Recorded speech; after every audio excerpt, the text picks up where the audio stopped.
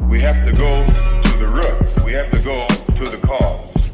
Dealing with the condition itself is not enough. Dear Mr. Massa, I'm just trying to mind my own business. What's the matter? It's just another day, another black king captured. I'm about to lose my brain, stuck inside this ghetto rapture. I got a lot of smoke. If you want it, you can have it. They want a hat trick, but this is black girl magic. Ain't talking about the kind that'll make you disappear, but I'm talking about the power of the melanin within. Ain't looking for trouble, but I'ma say this one time. I put two dukes up if you try to touch mine. We still want justice for Samir and Trayvon. You say you don't see color, but racism ain't blind. They targeting little kids whose skin look just like mine. So I'm paranoid, it's a war zone outside. And I'm a black queen, so if you ask me to step out of my car, you gon' have to snatch me. Cause I ain't going no damn well. Had to spend my whole life living unfair. Ancestors got my back and they right here. You can never understand, it's a nightmare. Living in my black shoes by the black rules. You can keep your handshake, I don't dap coon. The white man to go nuts if he cash you. But you all on his side like a damn fool. Make it make sense.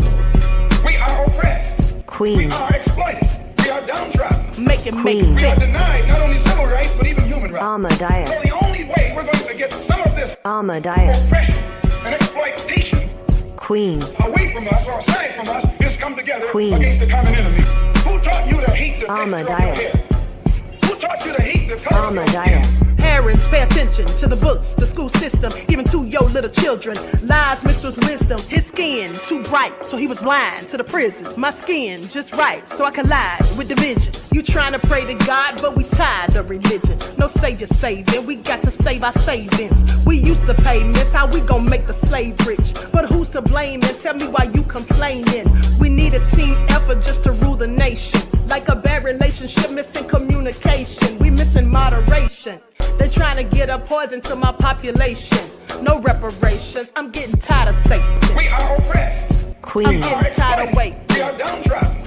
Queen. We are denied not only civil rights, but even human rights. Ahmadiyyah. So the only way we're going to get some of this Ahmadiyyah. oppression and exploitation Queen.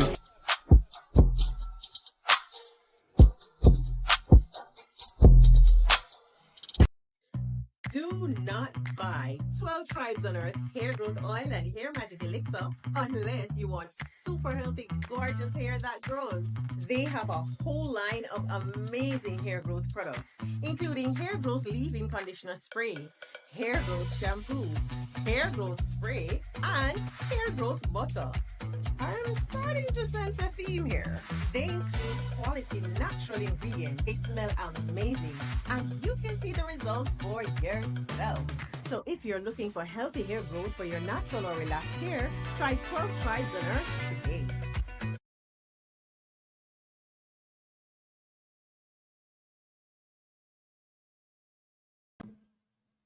Hello, everyone. Thanks for tuning back in once again to the original Queen Ahmadiyyah Shakur show. I'm your host, Queen Ahmadiyyah Shakur, and this is your morning wake-up call. So as you're coming in, please feel free to go ahead and subscribe to the channel if you haven't done so already. Be sure to click that notification bell and click the word all so you're notified each time the Queen Goddess goes live.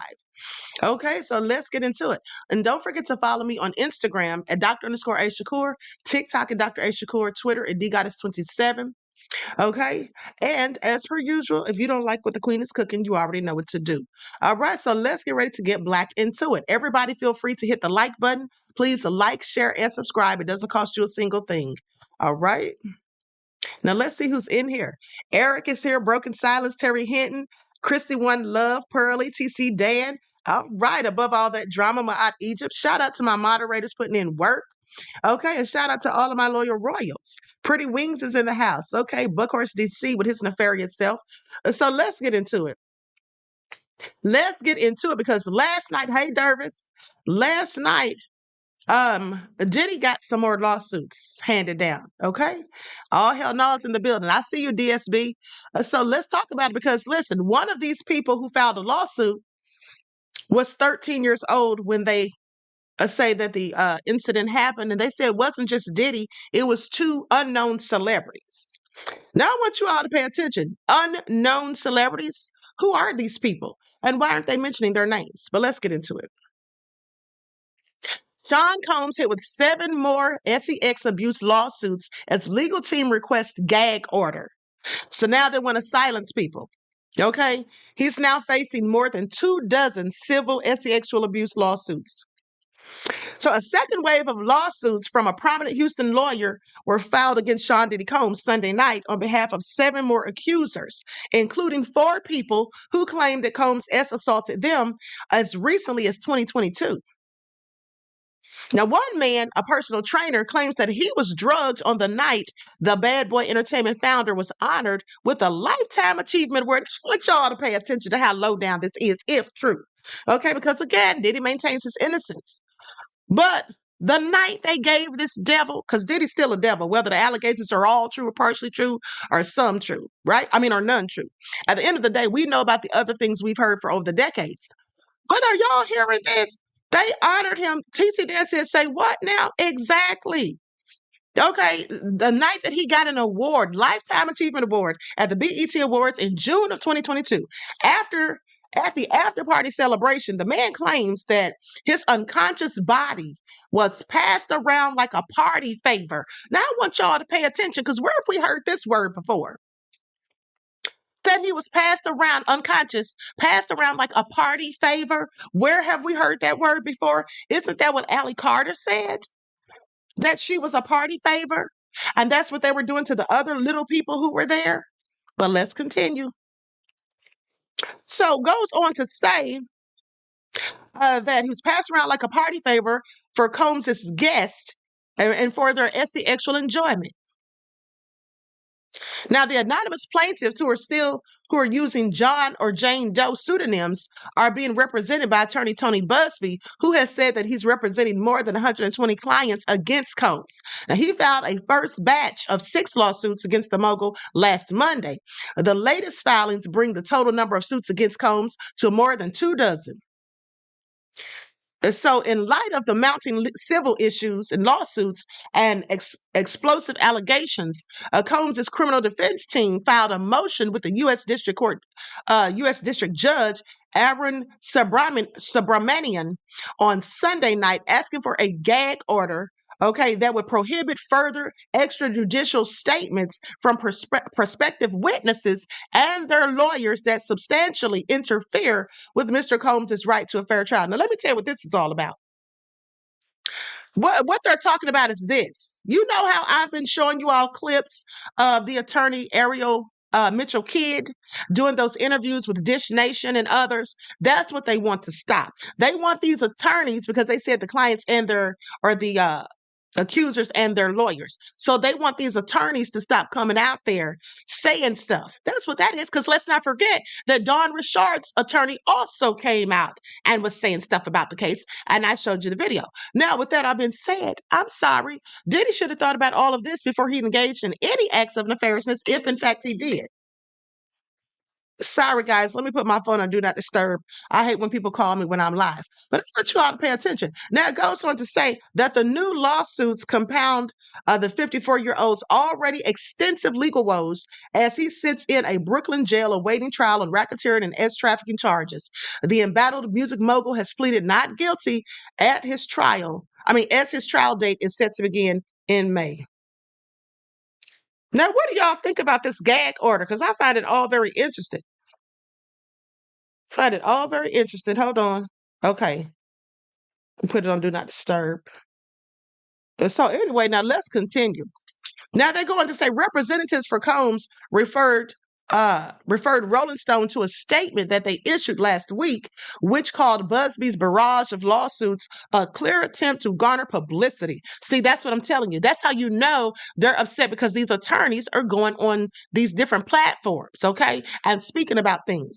Now, Mr. Combs and his legal team have full confidence in their facts, their legal defenses, and the integrity of the judicial process. In court, the truth will prevail that Mr. Combs has never assaulted anyone, adult or a minor, man or woman. Okay, well, we're going to find out about that when it all goes to court. And let's not forget also, he's talking about Tony Busby, because he said that's what Tony Busby's doing, trying to garner media publicity. He said the same thing about his team, that is, said the same thing about Tyrone Blackburn Esquire said he's trying to get media attention. And then now let's not forget about Gloria Allred. So how many lawyers is that? That's about 4 lawyers that are going out here to the media. Tyrone Blackburn hasn't been on the media. He hasn't done any interviews that I've seen, at least. But I guess they didn't like the way he was filing his lawsuits and what he was saying in there. Okay, and so anyway, 3 men and 1 woman claimed that Combs assaulted them in 2022. Now, the personal trainer claims that he was invited to Combs' Holmby Hills mansion after the BET Awards and asked to sign a non-disclosure agreement as a condition of entry into the party. That's the first time. That would have been the first red flag. Now, if I'm just coming here to have a party and have a good time, why do I need to sign anything? Okay, because I've been to parties at some of these celebrities' houses and they didn't ask me to sign anything. I've been to parties at Jermaine Dupri's house. I've been to parties at Terrell Owens' house. Mind you, we did crash that party because clearly we weren't invited. We just heard about it and said we'd show up and we knew they'd let us in, which they did.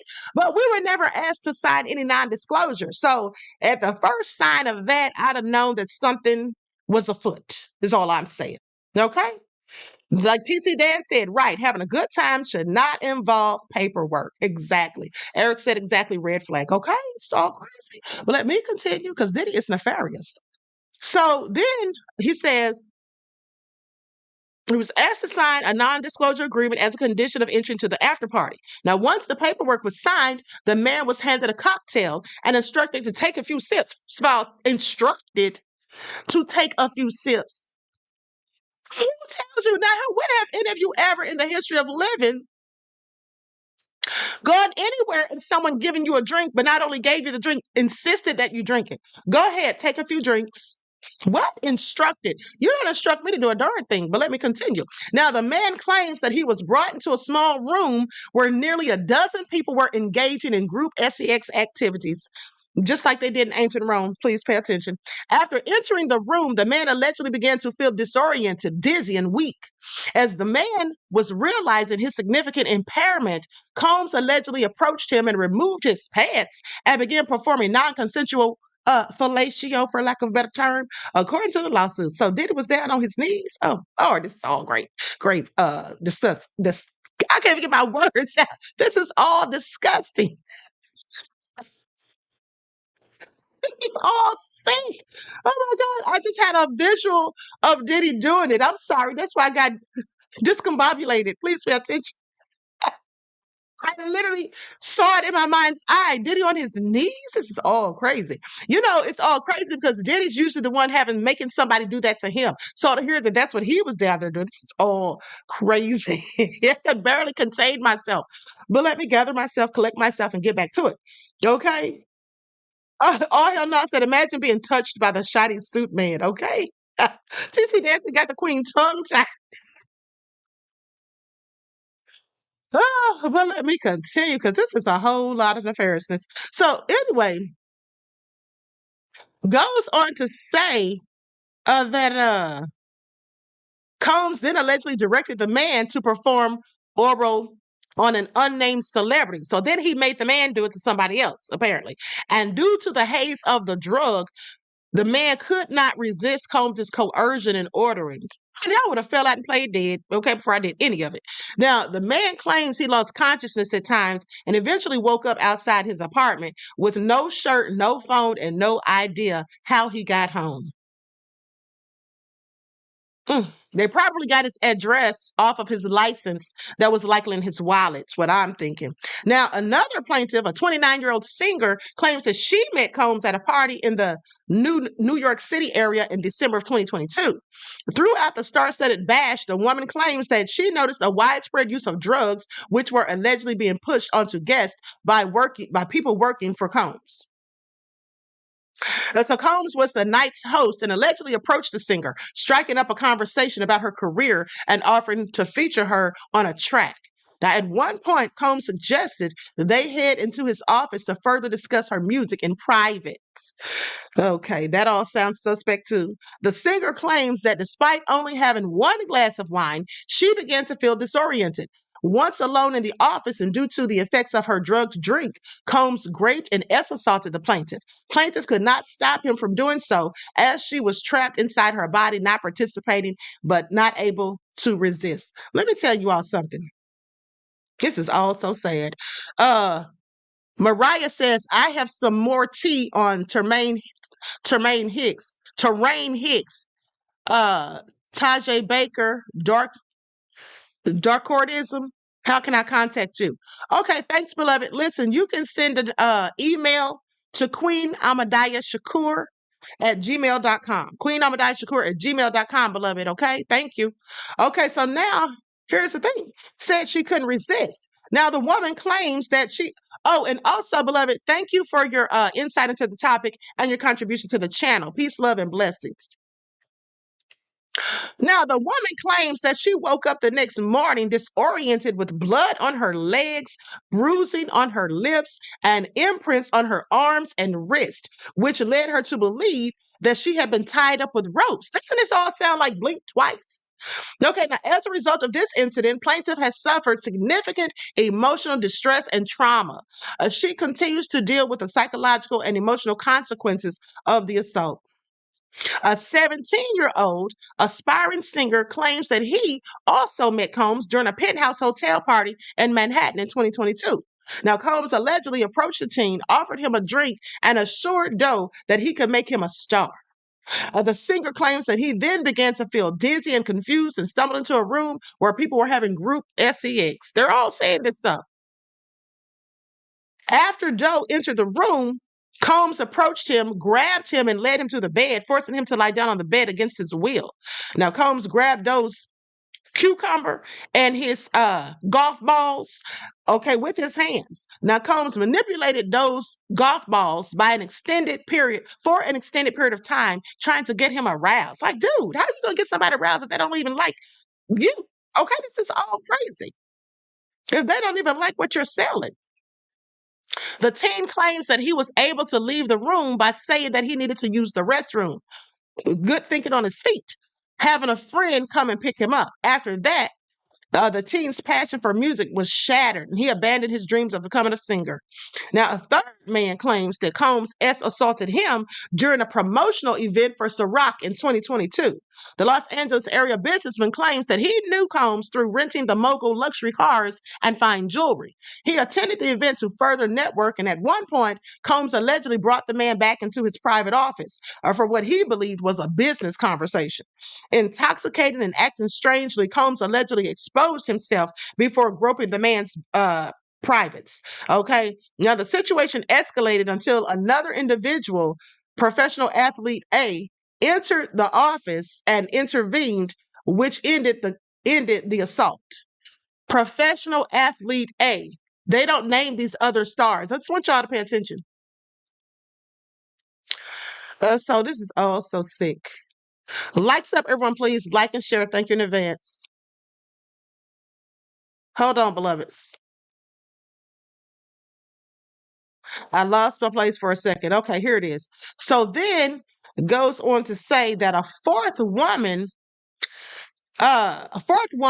says she met Combs in Las Vegas over Memorial Day weekend in 2014, including photos of Combs during an after party as part of her filing.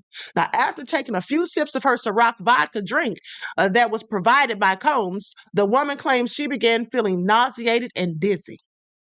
The next thing plaintiff recalls is waking up the following morning feeling very groggy and sore. Her entire body hurt and it felt difficult to move. As soon as she awoke, she saw Combs in the corner of the room shirtless and yelling loudly and with animation at someone over the phone. The woman claims she was horrified to realize that she was raped by him. Now, while Busby and his co-counsel Andrew Van Arsdale filed their first dozen lawsuits against Combs in federal court in the Southern District of New York, they also filed one in Manhattan Supreme Court late Sunday on behalf of a man who says Combs assaulted him inside a Harlem music studio in 2005. Now, the John Doe alleges he was 21 years old and the owner of a private security firm when Combs allegedly spiked his drink, reached into his pants, and attempted to massage his cucumber. Now, Busby and Van Arsdale filed their initial round of lawsuits last week after announcing at a press conference that they had at least 120 clients with what they say were vetted claims against the music mogul. Now, one of the lawsuits was from a man who claimed Combs grabbed his cucumber and groped him when he was 16 and attended one of Combs's white parties in the Hamptons in 1998. The other lawsuits involved two women and two more men, bringing separate allegations that Diddy or Combs assaulted them between 1995 to 2021. Now, last Tuesday, Combs' lawyers filed a letter asking a federal judge to direct prosecutors to reveal the names of the alleged victims in his criminal case. They argued Combs needs to know the names as soon as possible to prepare for his May 2025 trial, and because he needs to identify any overlap between the accusers behind the civil suits, okay, and the alleged victims linked to his criminal case. Now, they said the clarification is needed so they can respond to Combs' civil accusations without running afoul of rules governing what they can say about the criminal case. You know, here's the thing. The fact that they're not giving them any names, Sophie said, did he ever get tired of Xing? All right, exactly. It sounds like he doesn't. It sounds like he's addicted to it. In fact, okay, like it's some kind of mental problem with him. But so anyway, here's the thing.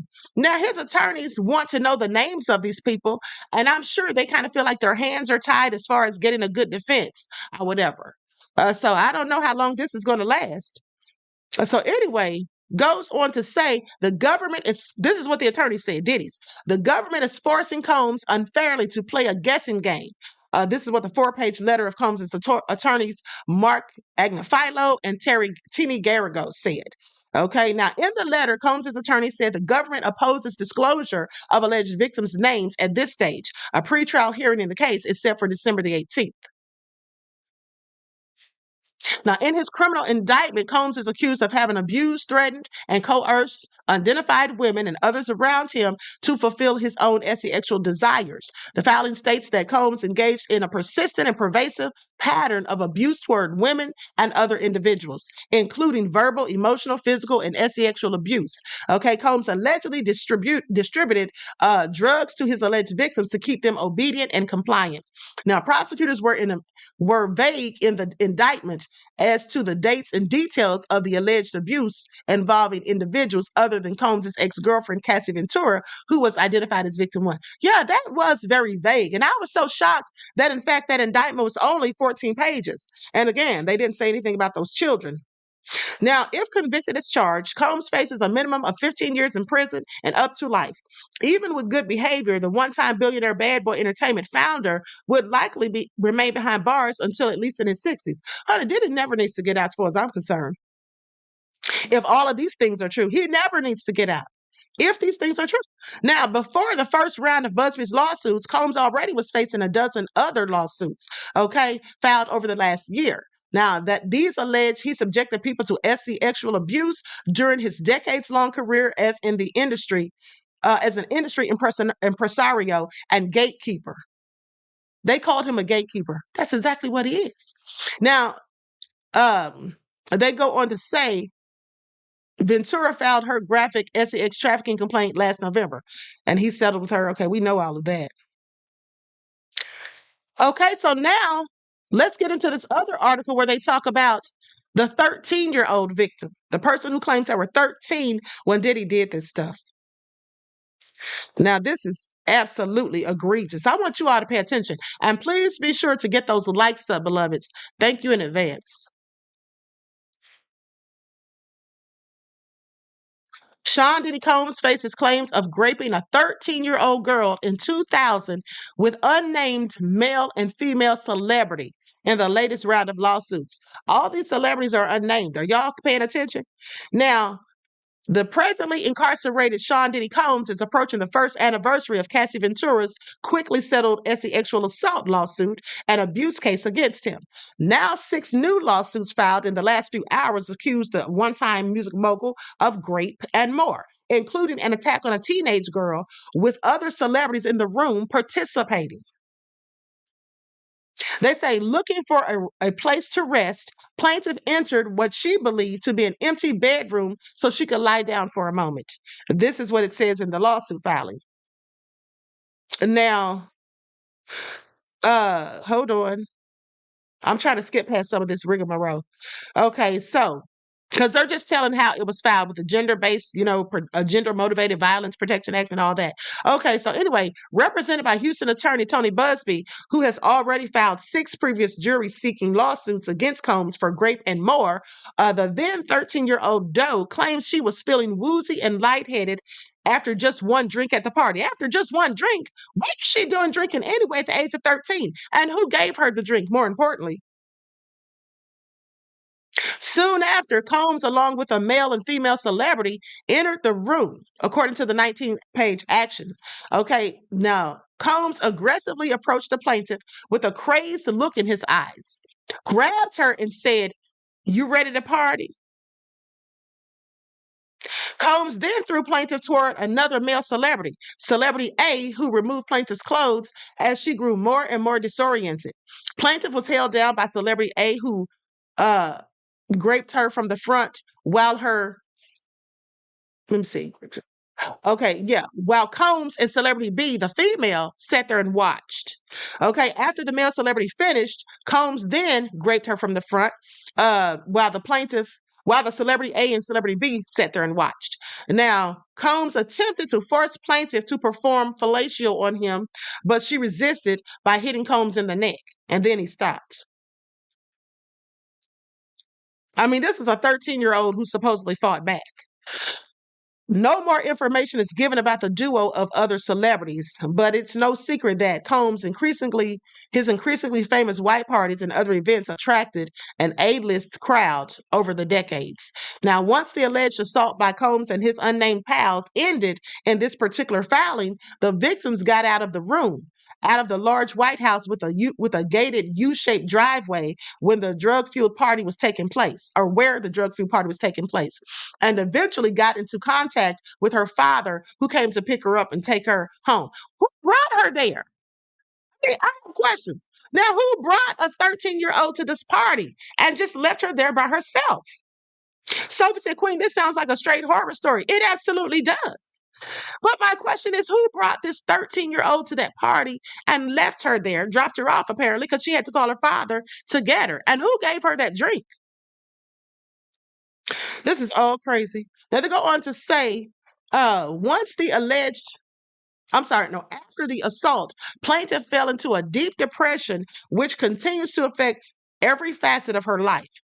Okay, now they say Busby has said that he has covered. Hold on. Okay, with a 1-800 number supposedly ringing off the hook, Lone Star lawyer Busby has said this is clearly a typo. They have over 100 more alleged Combs victims on the verge of going public and to court soon. With a total of 12 suits in the past week alone from Busby and more expected in the next few days, it doesn't look like the Texan is bluffing. Okay, because I thought he was bluffing for a minute. I'm like, hold on, he's talking real vague here. We're not getting any, we're not seeing what's really going on.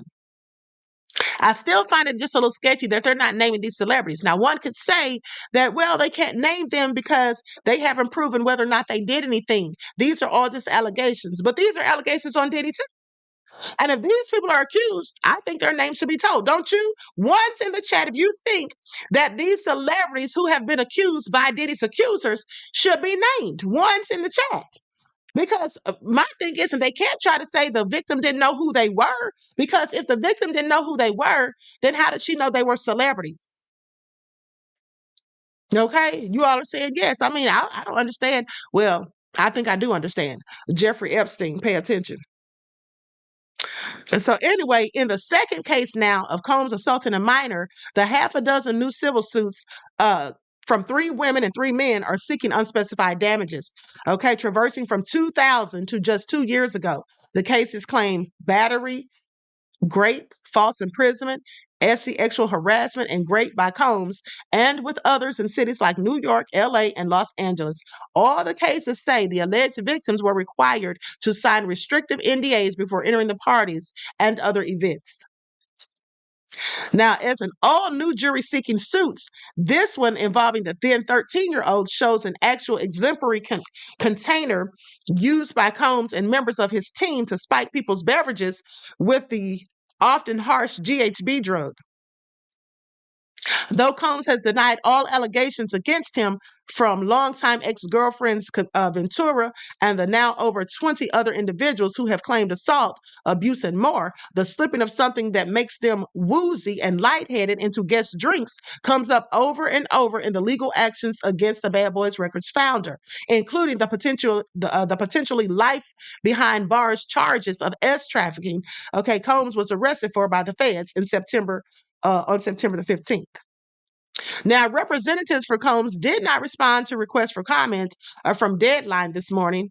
If they do, this post will be updated, they say. Okay, so that all been said, Diddy is just, this is all sick and disgusting. If these things are absolutely true, and I believe most of them are, I'm not going to say all of them, but I believe most of these stories are true. Many of these people are saying the same thing, and it doesn't look like these people seem to know each other. But I still would like to know who dropped this child off.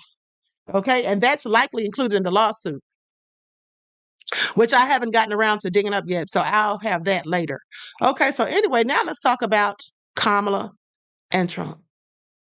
Okay, let's talk about Kamala and Trump because there's only a few more days till the election. Okay, a few more days. All right, let me ask you guys this before I get into it. Has anyone been swayed in their decision of whom you're going to vote for? That's right, TC Dan. The drama continues, beloved. Okay, has anyone been swayed about who you're going to vote for? You know, after seeing the things that have transpired in the last week or so, anyone changed their mind? Claudette said nope. Okay, Claudette said nope. Bobo says nope. Bobo Trump says hell no. You all are terrible. E.A. Johnson RES says not at all. Dark Skin Brother said nope. It's still from the couch. Vince I Am said, hold on, I gotta see this. Vince I Am from the UK says, Trump tards and Kabamians, please relax in the Queen's chat. Okay? Don't y'all start trying to go in on me. All right. Everybody said no.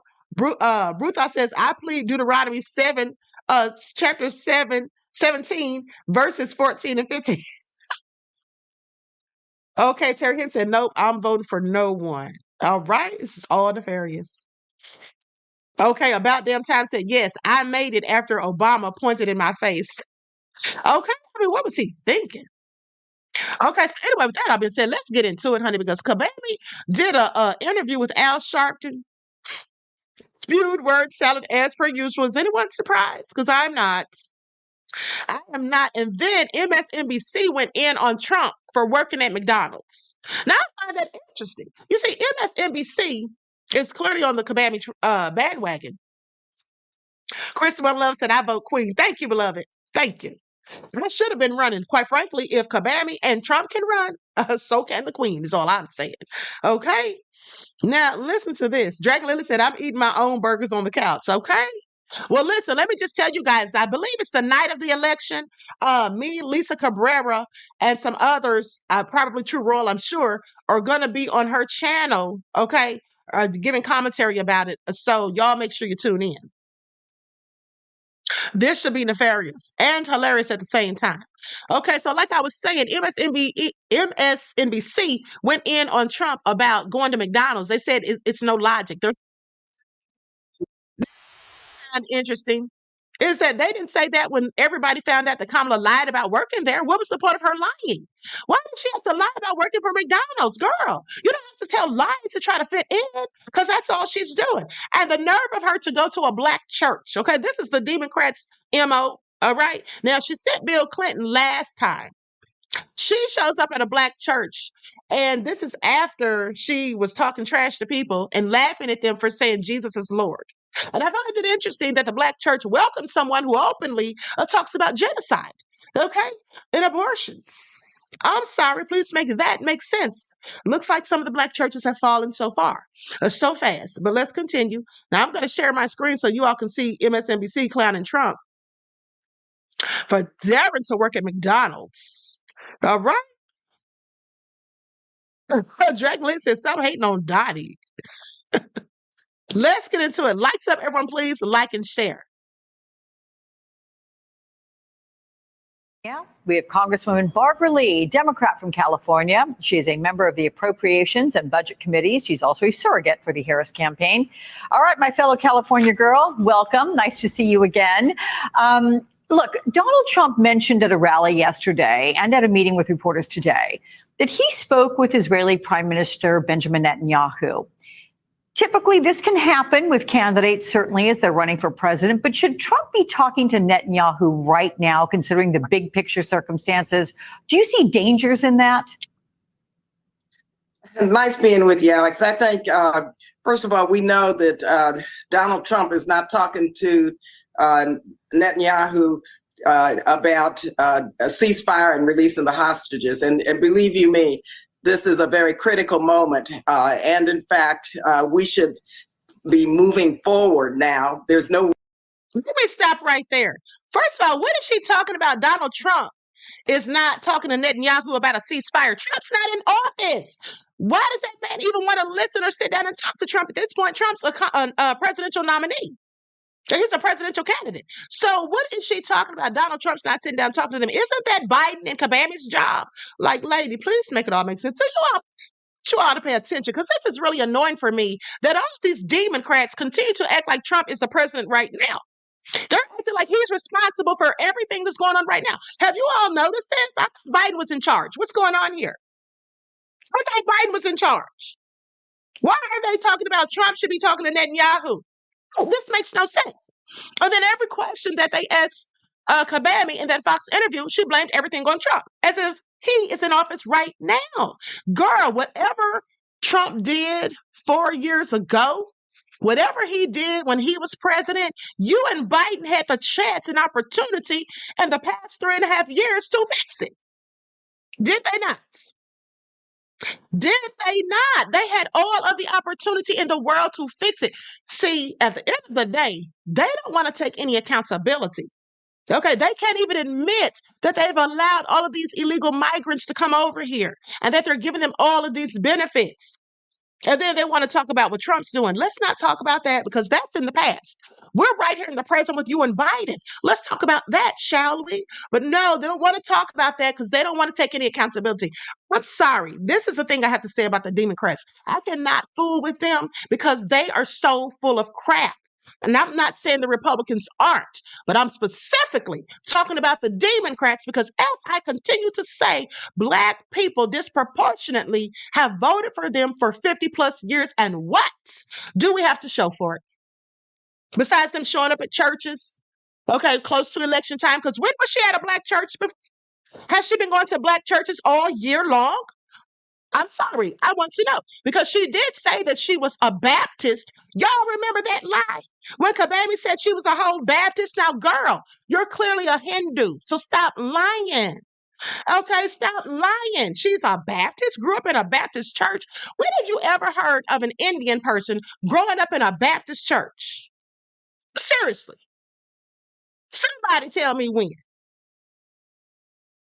Oh, this is all crazy, including nefarious. Now, and she kicked those Christians out of her church. Now, Support the Arts says not all Christians are conservatives. You're right. They're not. Okay, but at the end of the day, Jesus is always Lord.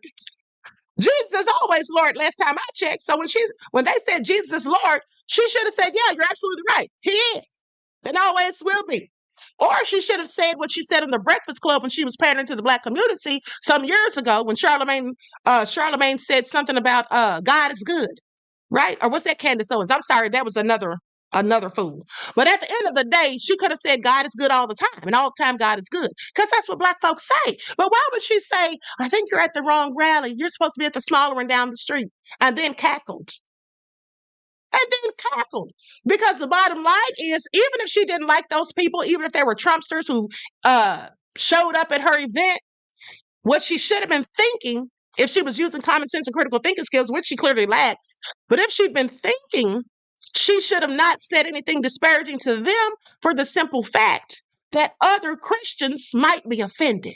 You see, might be offended. I'm just saying, I've seen all these videos with Christians going in and upset and mad and saying that she dared to disparage Christians. So please pay attention. Now, that's just not a good look for her. Okay. And some of y'all be getting mad, support the arts, when I be critiquing Kamala. But listen, I'm not saying anything wrong. Now, if she was listening to the Queen's advice, maybe she'd have a better, maybe people have a better viewpoint of her. Okay. Maybe people would have a better viewpoint of her. That's all I'm saying, but let's continue.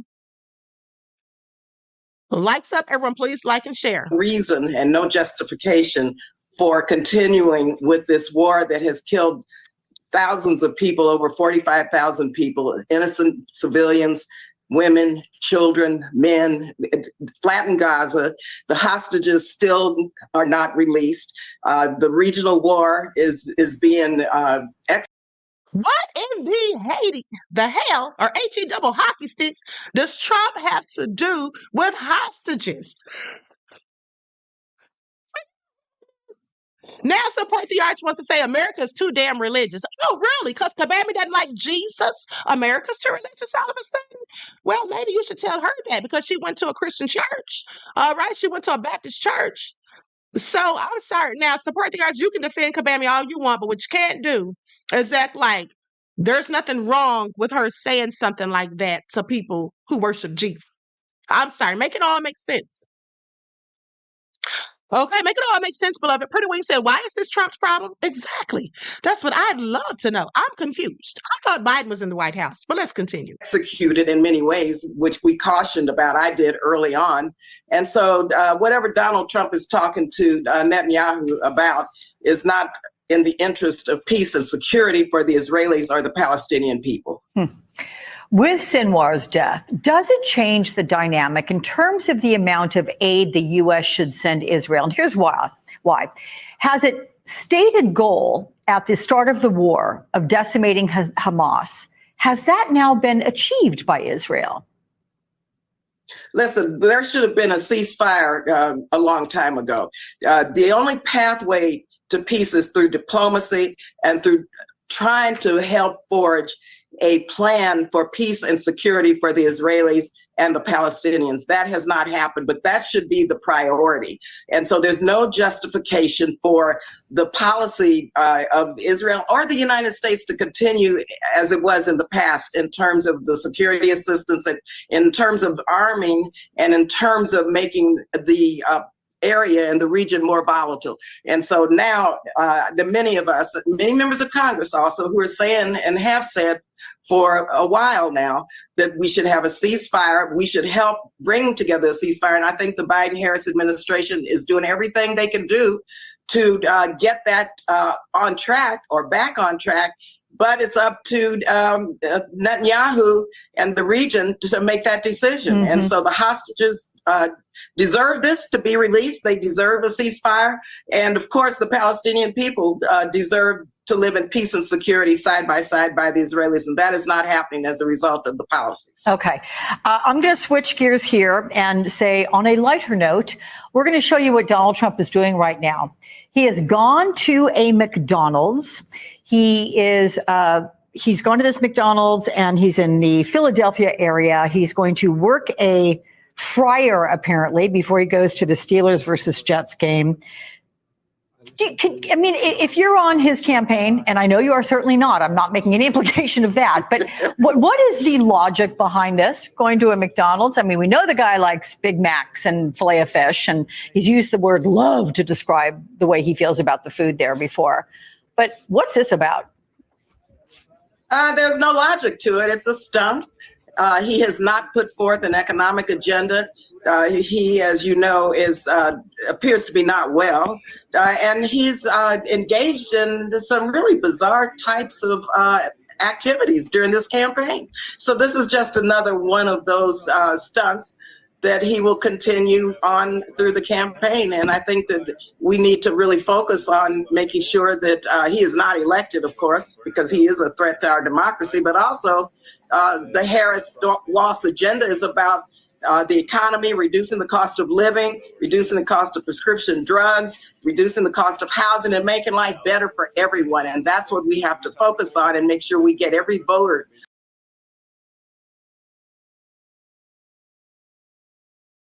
These people need some help, okay? Now, first of all, what's the logic in it? Well, he's trying to be relatable, and also he was trolling Kamala. We all know that Trump went and worked at McDonald's because he was trolling Kabami for lying and saying that she worked there when it's come to light that she never did. Why did she have to lie? Okay, I'm just curious. Support the Art says that's my point. Why do politicians need to pander to religious people? Pander to people in the name of a sky daddy? Well, here's the thing, beloved. Don't say politicians. Let's be specific about it. The Democrats. You don't see Republicans going to black churches, getting up in the choir stands with robes on like Andrew Yang did some years ago. You don't see the Republicans doing that. It's the Democrats. And if you want to know why they do it, well, I'm so glad you asked, beloved. It's because the same reason why they sit up there and talk about strippers, getting your booties to the polls, no voting, no vucky. That's why. Why they have Megan Thee Stallion up there on stage with Kabami, why they go and get Usher. Okay, that's why they do it. Because they pander to black people with stereotypical BS. But first of all, for the black church thing, they do that because they know that many black people sadly worship their pastors rather than the Most High. And so they'll do whatever the pastors tell them to do. And so they know that these pastors will get their people to vote for her or for them. That's what they do. Okay? That's what it is. At the end of the day, the ones of us who have common sense, we don't fall for it. Okay? Pandering is not going to get you anywhere with me ever. Okay? It's just not going to get you anywhere with me. It's insulting as far as I'm concerned. Okay, it's just all so damn crazy. At the end of the day, they're sitting there talking trash about Trump at McDonald's. Let's talk about her being at church after she talked trash about Jesus himself. Okay, please pay attention. All right. Now, she didn't literally talk trash about Jesus, but at the end of the day, y'all know what I'm saying. She was rude when people shouted out his name. Now, with that all being said, let's go to the McDonald's. Let's go see if we can find Trump at McDonald's and talk about it. Like, everyone, please like and share. Because Trump knows darn well he was trolling Kamala. That's exactly what he was doing. But the people loved it. I will say that the people absolutely loved it. Pay attention.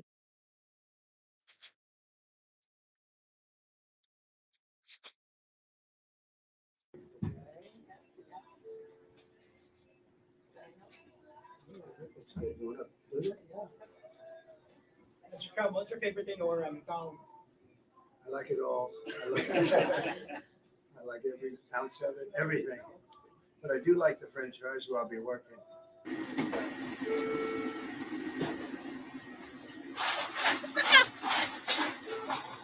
I am so done. Never even touch it, huh? I mean, that's thousands of people. Hello, how are you? What a beautiful woman. Look at it, beautiful sky. It's like the perfect looking person tomorrow. Thank you. Thank you. Hi, Mom. Good Mom over there. Thank you very much. Thank you, darling. Mm, mm, mm.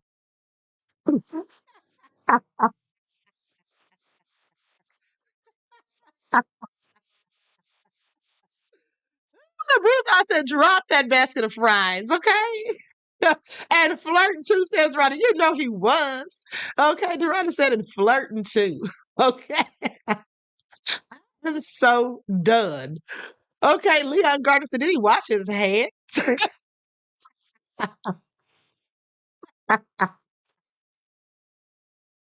Oh, hell no, I said, securing these black jobs that Kabami worked. Love it. Oh my goodness, that was hilarious. Okay, but let's continue because there's more. And so they reminded him on yesterday, Trump that is, that it was Kabami's birthday. She turned 60. Okay. Okay, so let's get into it. This is all so hilarious to me.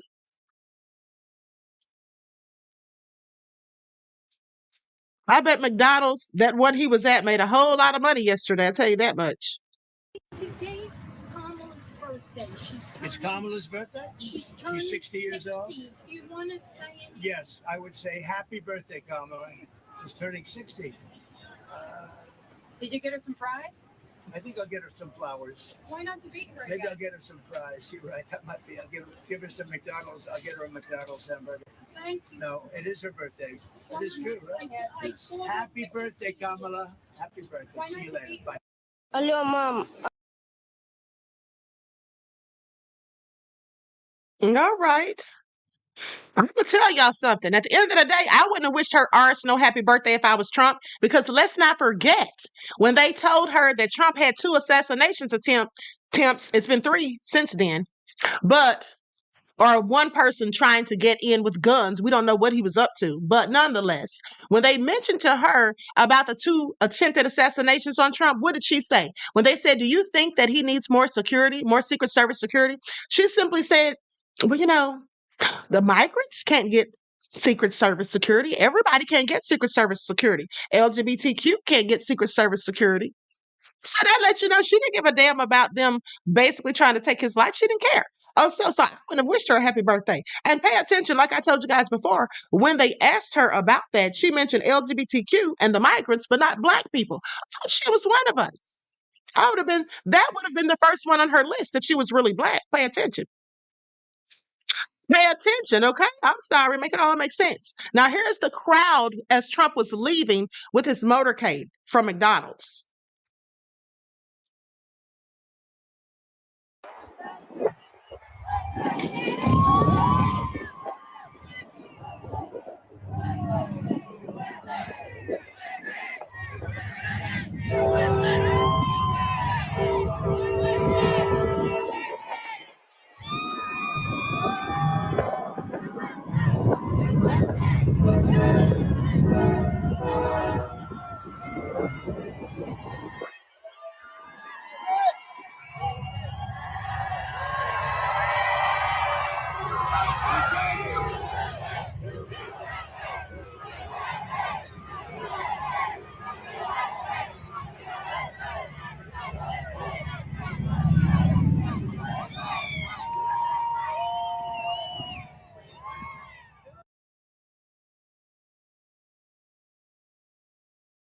Okay, so it looks like he received the fanfare that I'm sure he was waiting on.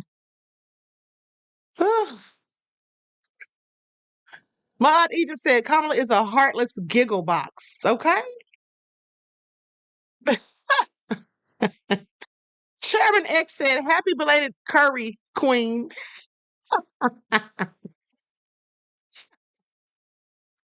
Oh my goodness, this is all so crazy.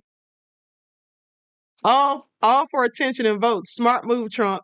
Of course it was. And trolling command me at the same. Okay. SBD, the truth writer, said blue MAGA. You already know. Support the arts. Someone's calling for you, beloved. Okay, please pay attention. Now let's go to Antonio Brown, because Antonio Brown endorsed Trump. Did y'all know that? Hold on, let me go to it. Likes up, everyone, please. Like and share. Thank you in advance.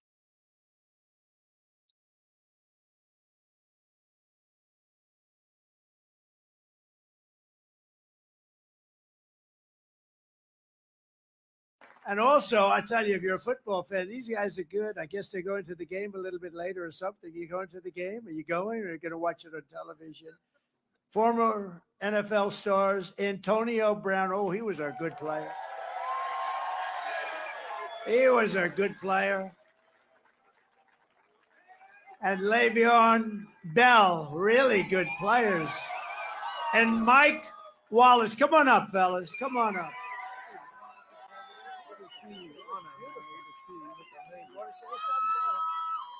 Let's vote for Trump, baby. Make some noise for the president. I love you, man. I love you. Everything good? Everything's good. These guys could play.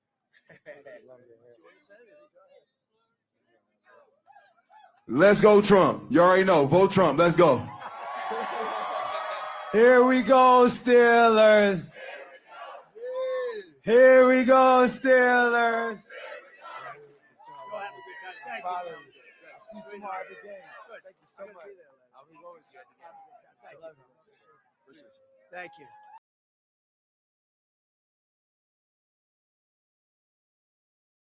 Okay. My kids don't like Kabami because she lied, says Dragon Lily.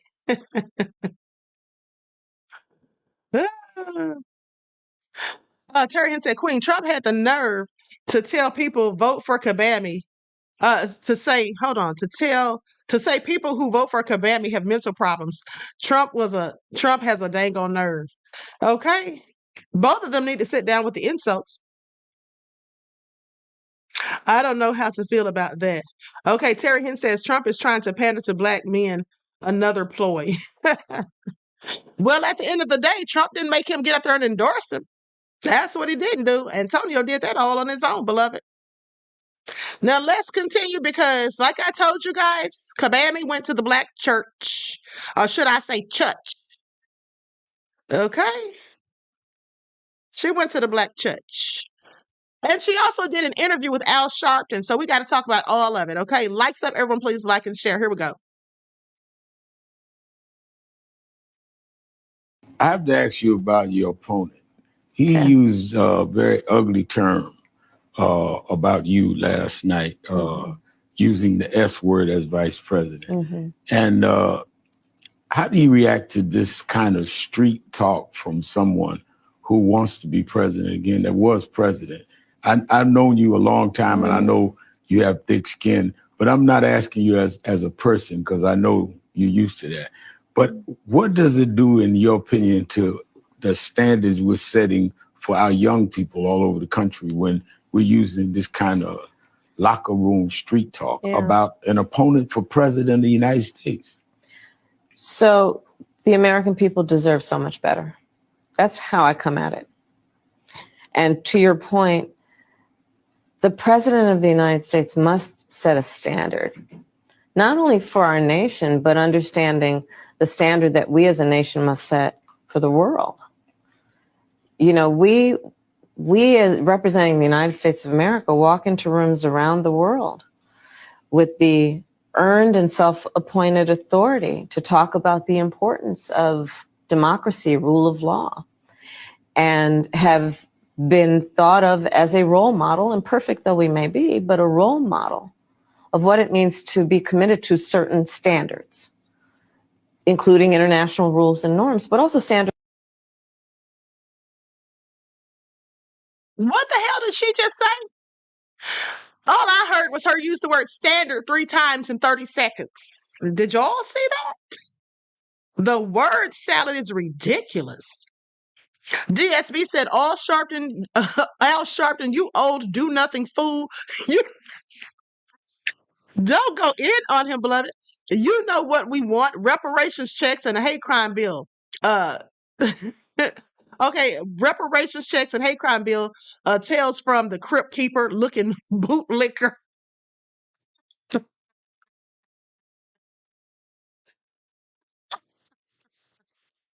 Wait, don't hold back, beloved. Tell us how you really feel. Not a tales from the crypt keeper looking bootlicker.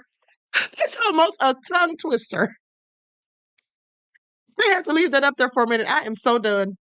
But let's continue. Okay, now let's get into it. Oh, hold on. I want you all to hear this. When they asked, when Al Sharpton asked Kabami about foreign policy, and I want you all to pay attention. Now, here's the thing.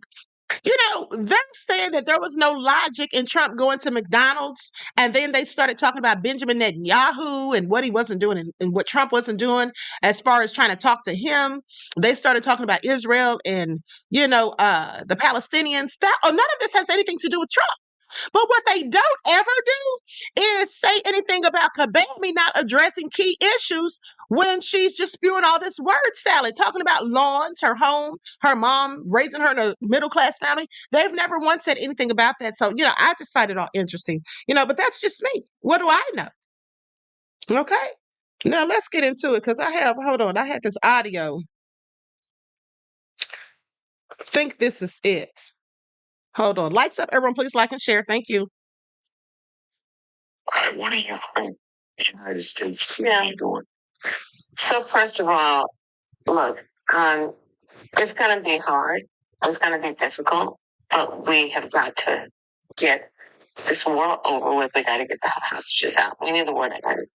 In fact, we're sending Tony Blinken, Secretary of State, out next week to go and meet with the parties there. And the death of Sinwar, I believe, has removed an obstacle to that end. And so we've got to work at it, and we've got to work at it through diplomatic means, and that's what we intend to do. But listen, the reality of it is that the difficulty of it all is not new to any administration in recent history. And it cannot be the reason that we don't work at it around the clock and be vigilant. And that's what we're going to do. Okay. What? Sorry, did she even answer the man's question? Now, even Al Sharpton has to admit that she was clearly gaslighting, deflecting, and spewing the word salad. Now, he asked her a simple, easy foreign policy question. And y'all heard what she said. You know, it's going to be difficult and it's going to be hard. Difficult and hard are about the same thing. Please pay attention. It's going to be difficult and it's going to be hard. You know, with all that's going on, we've got to make sure, and by the way, we're going to send Al Blinken over there. And, you know, all of these cases, all of these presidents, they've had to deal with this. They've all had to deal with it. And, you know, it's just not going to be hard and not going to be easy. First of all, Kamala, how are you? That's what he asked. Not about other administrations having to deal with whatever. Okay, he asked you what you were going to do. How are you going to end it? She has no answers. Now, that's what MSNBC should be talking about. Them focusing on Trump going to McDonald's and saying there's no logic behind it is just insidiously obtuse, as far as I'm concerned. Okay, please pay attention. Please pay attention. New Orleans Yahuwah's daughter said she's on an 8th grade level, Queen. I mean, seriously, that's what it sounds like, okay? This is what it sounds like. She cannot answer any questions directly unless it's something about hip-hop or smoking weed. Okay, please pay attention, but let me continue. All right, because and that whole thing with we got to set the standards because America is the standard and we got to have better standards. She literally said the word standard 3 times in 30 seconds in that clip I showed you. Now let's show her going to the black church. Let's show it. Likes up, everyone, please. Like and share. Thank you in advance.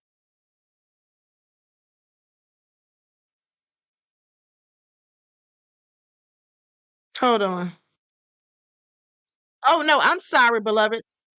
We'll show that again. But in the meantime, let's look at this with her talking about Central Park 5 and going in on Trump when she knows darn well she had a black man sitting on death row and wouldn't even release evidence that could possibly have exonerated him. Okay? I'm sorry. Which one's worse again? I have questions.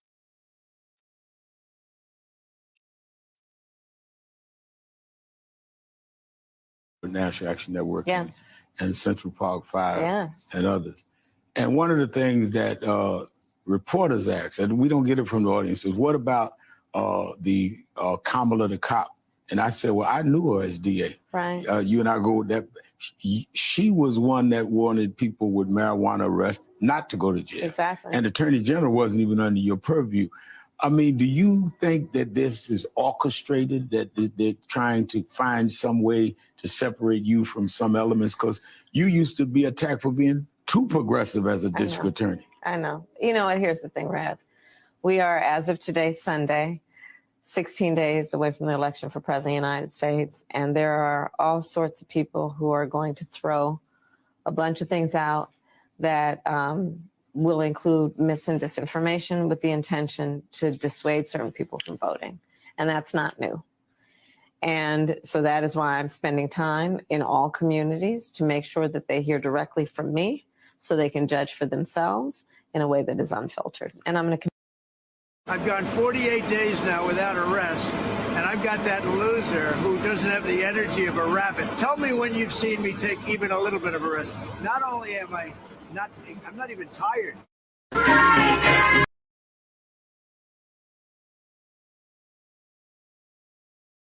Okay. This is all nefarious. Hold on. DSB says, start packing up the bags. Harris, you're done, sister girl wannabe. Not sister girl wannabe. Support the Arts says Governor Tim Walz will hopefully help her go more to the left. All right, beloved. We'll keep our fingers crossed. Okay. That's what we'll do. Okay, so now let's get into this church stuff she was up to. Likes up, everyone, please. Like and share. Okay, here we go.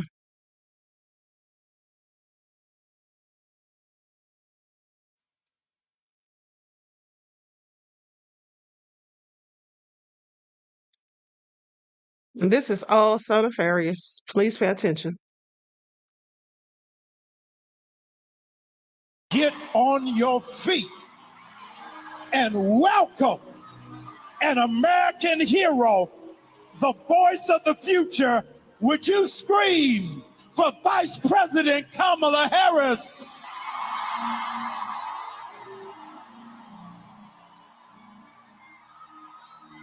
Ready, listen to me. Come this on, make is some our noise, moment. Atlanta. Make Your some unborn noise, great-grandchildren are going to ask you, what were you doing?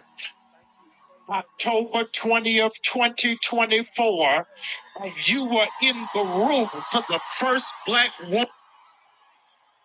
Madam Vice President, they're not ready to receive you yet. They're clearing their throat. They are getting ready. Listen to me. This is our moment. Your unborn great-grandchildren are going to ask you, what were you doing? October 20th, 2024.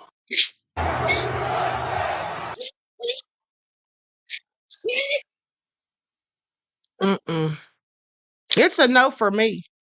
Okay, it's a no for me. Please pay attention. But let's continue because they started singing happy birthday to her in the church.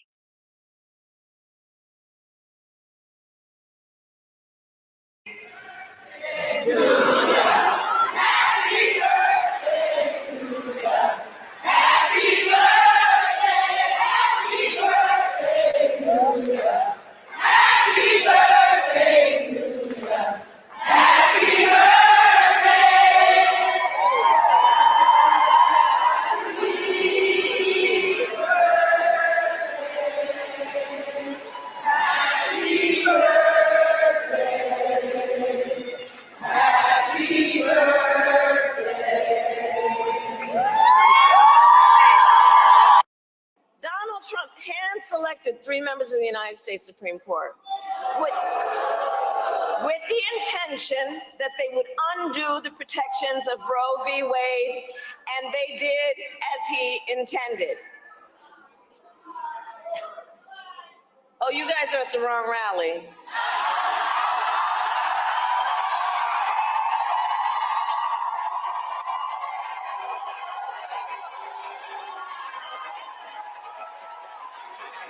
No, I think you meant to go to the smaller one down the street. Come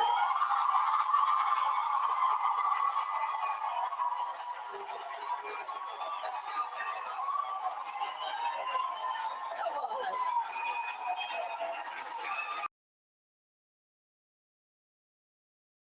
Okay, so that just tickled her fancy. All right. Okay, Prof Agayu, and I hope I said your name right, beloved. Thank you for becoming a YouTube member. Peace, love, and blessings.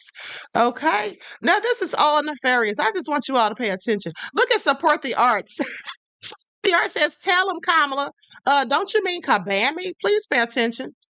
Okay. Hold on, beloveds.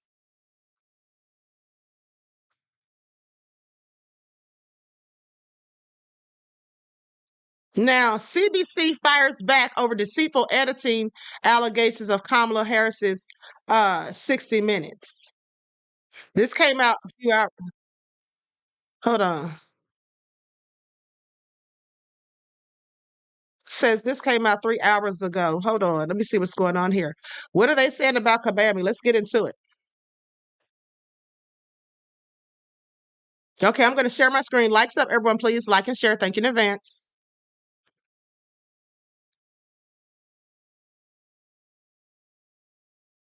Responding to the claim that they deceptively edited Kamala Harris's 60 Minutes interview that aired on October 7th. In a statement, CBS News writing, quote, former President Donald Trump is accusing 60 Minutes of deceitful editing of our October 7 interview with Vice President Kamala Harris. That is false. 60 Minutes gave an excerpt of our interview to Face the Nation that used a longer section of her answer than that 60 Minutes one. Same question, same answer, but a different portion of the response.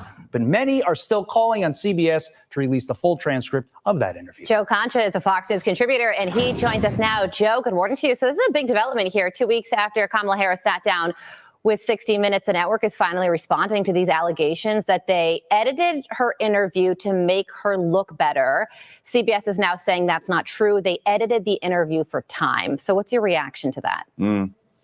Wow, it took 14 days to put out that statement, huh, Carly? Todd, I mean, thanks for having me, by the way. This statement 60 Minutes issued is absolutely meaningless. The only resolution here is for the program to release the full transcript, release the hounds, release the interview in its entirety from start to finish. But the network won't do that. You know why they won't do that? Two reasons. One, the people that run that network want Kamala Harris to win and Donald Trump to lose. This ain't about journalism. It's about activism. And two, they know by releasing the transcript or the unedited video, it will likely show that on multiple occasions, this interview cut the guts out of the various word salad the vice president again served up. Her campaign now is only reduced to talking about Trump. It's not working. They're not giving people a compelling reason to vote for her. It's another reason why Donald Trump is not only winning this election as it stands right now, but perhaps is headed towards an electoral landslide. The media and shows like 60 Minutes, try as they might, can't save Kamala Harris right now. Not only is Trump outworking her, he is outmaneuvering her. I mean, look at Sunday. Works at a McDonald's. That was a master stroke in retail politics. Then he does a 1-hour town hall in Lancaster. It was more than an hour, actually. Then he went to a Jets-Steelers game in Pittsburgh and was met with thunderous USA, USA chants. This is Donald Trump's race to lose, no question. And again, that McDonald's move,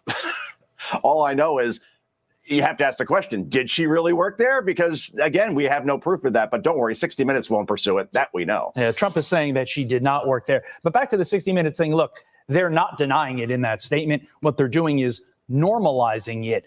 And this is what the media wants. They want to normalize these things with regard to the candidate that they love, in this case, Kamala Harris. Kamala Harris is a candidate because Joe Biden isn't. A new book claims Nancy Pelosi was upset being the key figure to oust Biden as the Democratic nominee. In an excerpt from Vanity Fair, the author of this book writes, quote, after Biden underperformed with Stephanopoulos, Pelosi expected that Bill Clinton, Barack Obama, and the Democratic leadership on Capitol Hill would stage an intervention. But the men were MIA. One insider told me she wasn't happy that the only bloody fingerprints on the knife were hers. Yikes. The book also said Pelosi was the key figure in the movement to get rid of Biden. Your reaction, Joe? Wow. I mean, this is where it's really getting ugly, isn't it? I mean, the fact is that the Kamala Harris campaign, Nancy Pelosi, they abandoned Joe Biden many, many weeks ago. Remember how poorly he was treated during the Democratic National Convention? They had him speak on night one of 4 nights, and then he was immediately sent out of there. Couldn't even participate in the rest of his own party's convention. Can you imagine this? And now it seems that Mr. Biden has gone out of his way to throw Kamala Harris under the bus when he's given the opportunity, and then drive that bus off a cliff like in Thelma and Louise. I mean, look what he did during the hurricanes. Right? Kamala Harris, utterly ridiculous fight with Ron DeSantis, calls him selfish. And then Biden says, no, actually, DeSantis has been great. I gave him my own personal number. I mean, he did that attack in broad daylight. So the Biden people are not happy. And they're going to make sure that Kamala Harris is very uncomfortable in the final 15 days of this campaign because they don't like the fact he was ousted aside when he maybe would have done better against Donald Trump. That was the argument they always made. They may be right. Yeah, well, and the new headline out right now is that Kamala Harris reportedly has no intentions of campaigning with Joe Biden before Election Day. So she has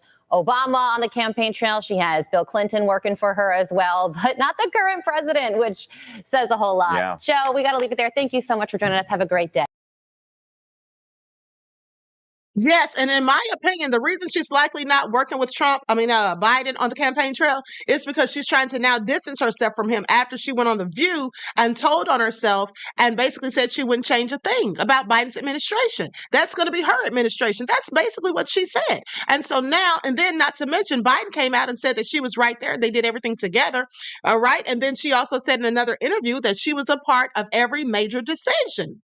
So we're going to get more of the same. And so now that people have given her backlash due to that, well, she said, now she's trying to basically separate herself from him. But here's what I find interesting. This is how you know Kabami's not that smart. You see, because she went and got Usher to be on the campaign trail with her. Okay, she went and got Usher to promote her. And I want you all to pay attention because the bottom line is this. Everybody's been talking about Diddy. And who's connected to Diddy besides Usher? So she got a whole lot of backlash. This just wasn't a smart move. And somebody said in the chat, I forgot who, but somebody just said that Trump's playing chess and she's playing checkers. And that's absolutely right. You know, wouldn't you all have loved to support the arts and Kabamians? Wouldn't you all have loved to have seen her with an apron go and work in McDonald's or go work in some fast food restaurant and be relatable to the people, to be in there getting her hands dirty and greasy, putting in work? Wouldn't y'all have liked to have seen that support the arts? I know you would have shown up and bought about 10 Big Macs just so you could get a view. Okay, but no, she's not going to do that. She'll just lie about it. But anyway, I have several questions, is all I'm saying. Now listen to this. Diddy tapes got something to do with this whole thing. Usher faces backlash from netizens after appearance at Kamala Harris's rally. So on Sunday, October 20th, singer and rapper Usher, when did Usher start rapping? But let me continue. Okay, urged the voters of Atlanta to cast their early ballots for Vice President Kamala Harris. At the rally, the singer expressed his support for Harris. And hold on, let me see if I can find that clip. Let me see if I can find the clip. Hold on, beloveds. I should have found that ahead of time instead of reading the article.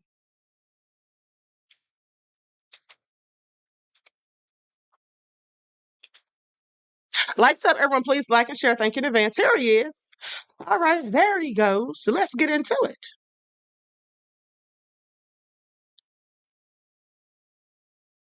So I'm going to share my screen.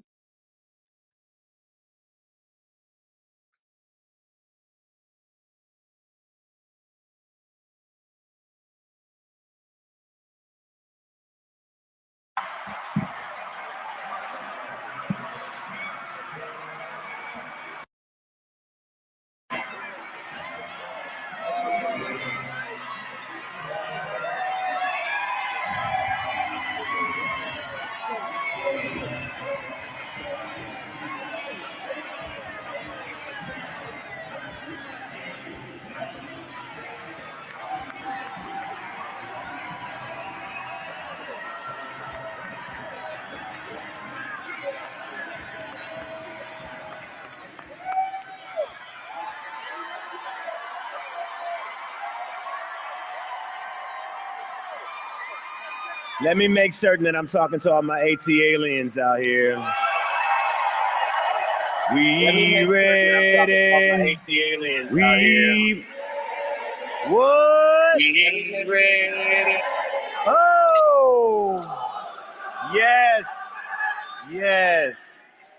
Oh, y'all want to keep going?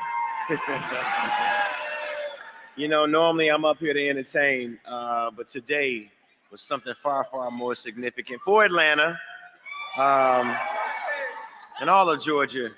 You know, it's really great to be home. I'm here home for my past, present, future tour, but took a quick break from that to come here, share a few words with you about the significance of this moment. I feel that this is a momentous opportunity for each and every one of us. You know, it's just 17 days away from a very important election, as we all know.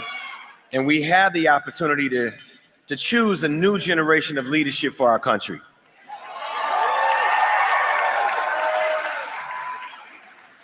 We all know what it means to be supportive, but ladies and gentlemen, we are here to support the next president of the United States,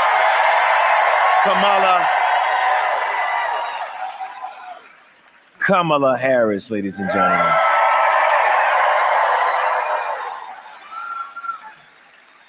I'm supporting Vice President Harris because she fights for everyone's rights, for freedom. And it doesn't matter where you're from. She has a vision for our country that includes everyone. A vision that supports small businesses, invests in our health, in our communities, and gives everyone a chance to get ahead. But we got work to do, Atlanta. ATL, we got work to do to get this campaign across the finish line. I'm counting on you. We can make a difference in this election, Georgia, but we got to be committed to do it. Are you ready? We've lived through some very unfortunate realities of our past. However, we must learn from those moments and understand that the voice that we have makes the difference that we want to see. We have to strive to not allow our past to define our future. That's right. And then we need everyone to get out there and to support this campaign. It doesn't matter whether it's going from door to door. Every call matters. Every conversation matters. All of it makes a difference in closing this race. We have the power to change this moment in the present. How we vote, I mean, everything that we do within the next 17 days will affect the lives of our children, of our grandchildren, of the people whom we love the most. Let's vote for a future, ladies and gentlemen. The future that we want them to thrive in. I love you more, but I love Kamala Harris even more. I want her to be our next president of the United States. And we can do it, but we're gonna do it together. One more time. We ready? What? Come on, Georgia. What?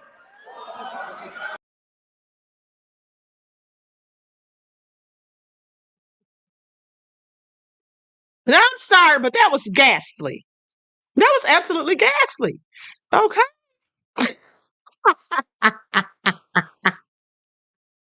What was that? Oh, you all are so nefarious. Oh my goodness. I literally have the most nefarious chat on Screw.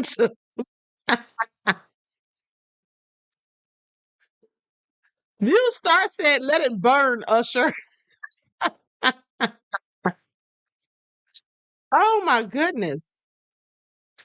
This is all crazy. Somebody need to tell him about them electoral votes. Okay. What is really going on? Sound like that's what he told Diddy. Well, why was he just wasn't speaking, like his words weren't flowing. Like there were so many pauses. And why was he reading off sticky notes or paper? I mean, it's not like he said something so grand that he couldn't remember or shouldn't have been able to remember it. I just have questions. Okay. Belinda said Diddy will send his lawyer out to endorse her on his behalf. Okay. I have so many questions, you guys. Truth over emotion said swallowed up. This is all crazy. But let's continue. Likes up, everyone, please like and share. So let's get back to the backlash that he got for doing that whole fiasco. Now, here's what they say. This is what people have been saying online. Okay, so on Sunday, October 20th, singer and rapper, I don't know where to get them from, like I told you, Usher urged the voters of Atlanta to cast their early ballots for Vice President Kamala Harris. At the rally, the singer expressed his support. Now, even though Kamala Harris received much support, not everyone agreed with the singer's endorsement. Netizens pointed out Usher's alleged connections to Diddy's freak-off parties. See, this is what I'm talking about. That was not a smart move. But see, she's so desperate to pander, as always and per usual. She could have gotten any other Black entertainment person from Atlanta, but she chose Usher. Just goes to show how dumb she is. She's literally obtuse. Hence, when the video of the event went viral on X, netizens took to the platform to express their concern over his endorsement, as Usher was allegedly Diddy's friend. Yeah, he was. Somebody said Diddy tapes got something to do with this whole thing. Other netizens also said similar things, as one claimed that the singer reportedly loved a Diddy party and questioned Harris about the representation. Some alleged that Harris probably helped him get rid of those tapes that Diddy allegedly had on him. So they're saying Kabami's helping him hide the tapes. It's all crazy. They said these at Diddy tapes are making a whole bunch of celebrities come crawling out of the woodwork for Kamala. Interesting. Now, someone else says, is he really the only one you want representing you? He loves a Diddy party, and so did she, apparently. So now they're saying that she was at Diddy parties. It's all crazy. Kamala Harris, someone else says, Kamala Harris probably promises him that Diddy's tapes will go away. Others preach to the choir, with netizens alleging that Usher is reportedly related to Diddy's scandal, calling him the rapper's protege, among other allegations. Somebody says, so she's switching back and forth from the Epstein list to the Diddy list, and this is supposed to make me want to vote for her. Somebody says, you mean Diddy's protege? Yeah, you can have his endorsement. And then someone said, Usher is at the heart of the P. Diddy scandal. He groomed Justin Bieber and then gifted Justin to Diddy. See, this is not looking good for her. That's all I'm trying to tell you guys. Now, Grammy winner Usher took to the stage at the rally in Atlanta on Saturday to support Kamala Harris as the country's next president. During the event, he emphasized Harris's dedication to diversity and her vision for a country that benefits everyone. He also claimed that he's rooting for Harris since she reportedly defends the freedom and liberties of all people. See, how does she defend the freedoms and liberties of all people when they are the ones, the Democrats are included, want us censored? How is that defending our rights and liberties? I don't see how people don't see this. He then referred to her policies as a vision that provides everyone an opportunity to succeed, encourages small businesses, and makes investments in the community's health. Where has she made investments in the community's health? Usher then told Atlanta that they have work to do. Yeah, the same thing she says. We're going to do it all together. What happened to the joy in her campaign? Did that just go somewhere and dissipate?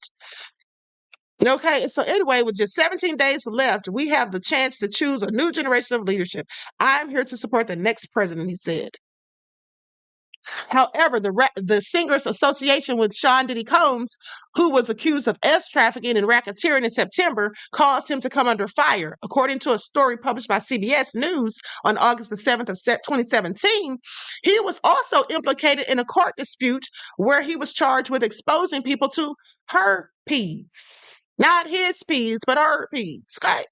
Now, as per an October 19, 2024 story by the Tribune, a number of instances were resolved out of court, and Usher was refuted or has refuted the allegations. However, as Harris's campaign progresses, the singer's relationship with Diddy is gaining attention.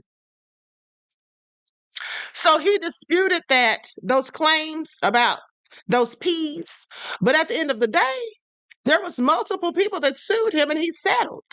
So I'm sorry. At the end of the day, I would have just had my medical records brought in. How do you settle with people who accused you of having herpes if you didn't have it? You could have clearly got your medical records and proven that to be the case. And then that would have gotten rid of all that. And I just need you all to put on your critical thinking hats as it pertains to it. Okay? That's all I'm saying. And let us not forget how this, exactly, Pretty Wing says, why would you settle? True. That's exactly what I'm talking about. Rob said Usher scraping and crawling in front of his queen to get forgiveness. Okay? Exact said at this point she's desperate. Honey, she's been desperate as far as I'm concerned, beloved. Support the Art said, can anyone tell me why I should support Donald Trump? No, we don't have to tell you why. No one should tell you why you should support him or Kabami. You see, that's the point. You see, here's the thing, beloved. The only people trying to tell people who they should support are the Democrats and the Kabamians. That's what y'all do, beloved. As long as you've been in this chat, Support the Arts, no one ever, myself nor any other subscribers, have told you to vote for Trump. But you have told us continuously why we should vote for Kabami. You see, that's what the Kabamians do. Because y'all really have to at this point. Okay, y'all really have to at this point. It's all I'm saying. See, everybody's agreeing with me. Please pay attention. I'm sorry, it's all true. It's all true. They are the ones who try to tell people who to vote for. And the thing is, the Democrats used to pander for our votes. Well, they still do that. But now, there was a time when they didn't say, the politicians didn't tell you who to vote for. They would just encourage you to get out there and vote. But now the Democrats are so bold and blatant. They tell us things like, if you don't vote for me, you ain't black. And then they say, you're not going to do anything specifically for black people. See, I should have made a clip. I should have made a clip with that. With Biden saying, if you don't vote for me, you ain't black. And then followed by Kabami saying, no, I'm not going to do anything specifically for black people. No, let's be clear. Let's be very clear. Then I should have posted all the video clips of all of these little Democrats out here just shucking and jiving, right? And just doing all these stereotypical things to pander to black folk. All right? I'm just saying, make it all make sense. But let me continue. So, with that all being said, let's see what Sky's News at Australia said about Kabami, because they seem to think she's running out of oxygen. What do y'all say? Lights up, everyone, please like and share. Here we go. Performance. And how do you rate Kamala Harris's Fox News interview performance, and how important is that interview to this election, do you think? Well, look, I think she did very poorly. Look, I know all of her supporters said she did a wonderful job. Actually, the body language was quite different. She couldn't answer the questions. She kept going back to her comments on her nominating speech at the Democratic convention when she was handed the nomination. She did very, very poorly, and I imagine her minders put her on that show thinking, you know, this is the last gasp, and she's running out of oxygen here. I mean, I was very disturbed. I was irritated she didn't show up for the Al Smith dinner, which is hosted by the Catholic Cardinal of New York, who is the titular leader of America's 70 million Catholics. The fact she didn't want to show up is really very telling. And Donald Trump was sort of amazing on the night. He's very confident, told a number of jokes. Some of them were bad jokes, but everybody laughed anyway. And so I think she's running out of oxygen. And I think James Carville is right. I think this election is going to break at the last minute. And I think in a couple of weeks, we'll be looking at Donald Trump as the 47th president of the United States. Okay, there's a prediction. Joe Siracusa, thanks so much for your time today. All right.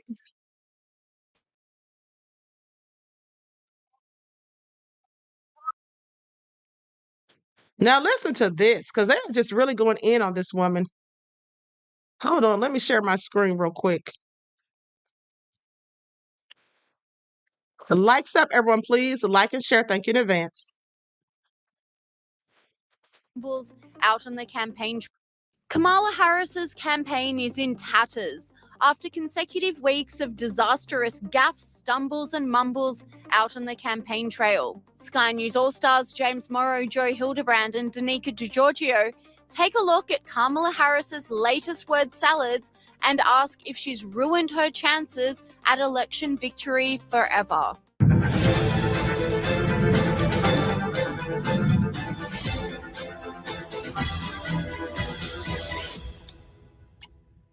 Kamala Harris's campaign is going from bad to worse.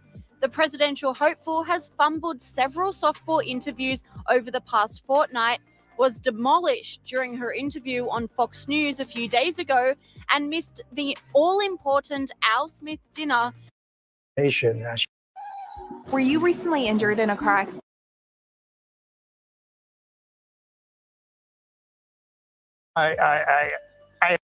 Trump has been running. Interview.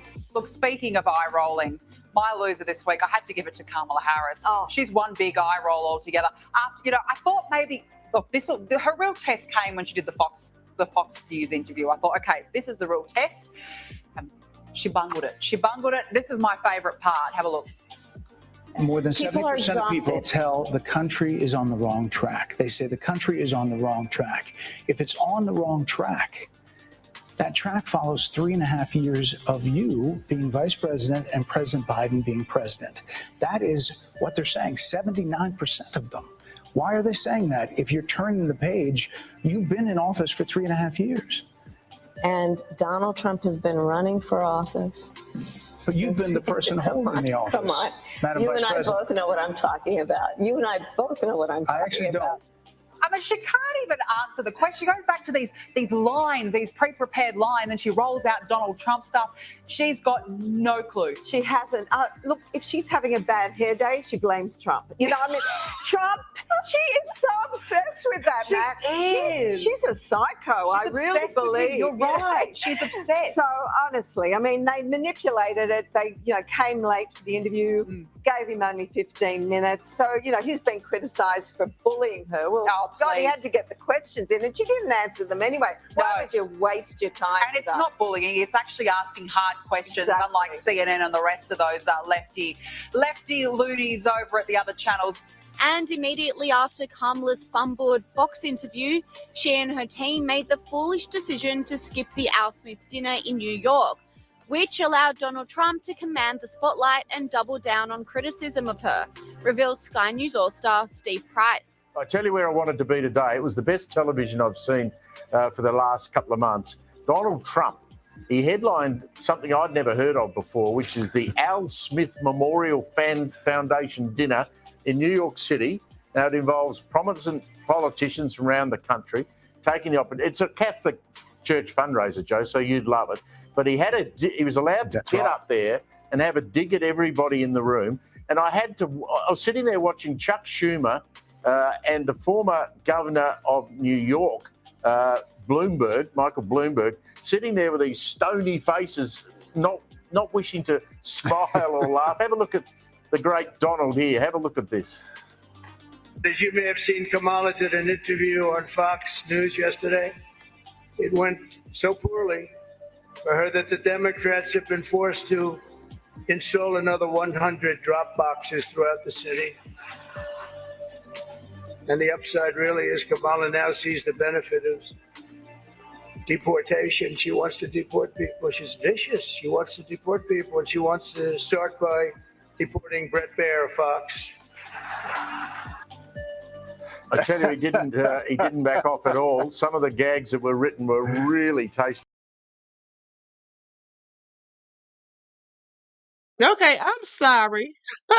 But when he said she wanted to deport Brett Baer of Fox for asking her those questions clearly. Okay, Fluffy Bunny said, how come Kamala not running to Asian and East Asian places of worship? Exactly. Are Black folks not tired of this? Okay, play it in our faces. She's worse than Hillary. The Black voices, Black celebrities. Exactly. At the end of the day, this is all so true. Now, Jay Gray says, Queen, the Heritage Foundation, who authored Agenda 2025, and all the people who supported it have endorsed Harris. Exactly. Now, I want you all to pay attention. I've been telling people this, okay? Now, you all need to make it make sense. At the end of the day, she keeps on talking about Project 2025, but bottom line is they endorsed her, not Trump. So who's really tied to it? Trump has publicly denounced it. And I want you all to just think about something, beloveds. Just think about something. If she's so against Project 2025, that would mean that she's also against the Heritage Foundation, who, came up with Project 2025, right? So if they endorsed her, she shouldn't want their endorsement. She should have come out and said, I don't want anything to do with Project 2025 or the Heritage Foundation. I do not accept their endorsement. That's what she should have done. Now, that's just my opinion. Okay, if you agree with that, please put a 1 in the chat. Please put a 1 in the chat. If you agree with that, if she really is against Project 2025, why did she accept their endorsement? I'm sorry, the math ain't mathing. It's not making sense. Everybody's putting 1s. Okay, that's all I'm saying. She could have simply said, I don't accept their endorsement. I don't want anything from them. They're putting out Project 2025. That's diabolical. That's what she could have said. I don't want anything to do with it. That's all on Trump. Why aren't they endorsing him? But no, she's desperate. She wants any endorsement, no matter who it is. And I want you all to pay attention, because do you all remember how they went in on Trump when he was endorsed by David Duke? Do you all remember that?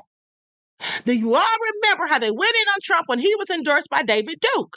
But they're not saying anything about Kabami being endorsed by the Heritage Foundation, the people who made Project 2025. One of the founding trustees endorsed her. Okay? They just tried to downplay it.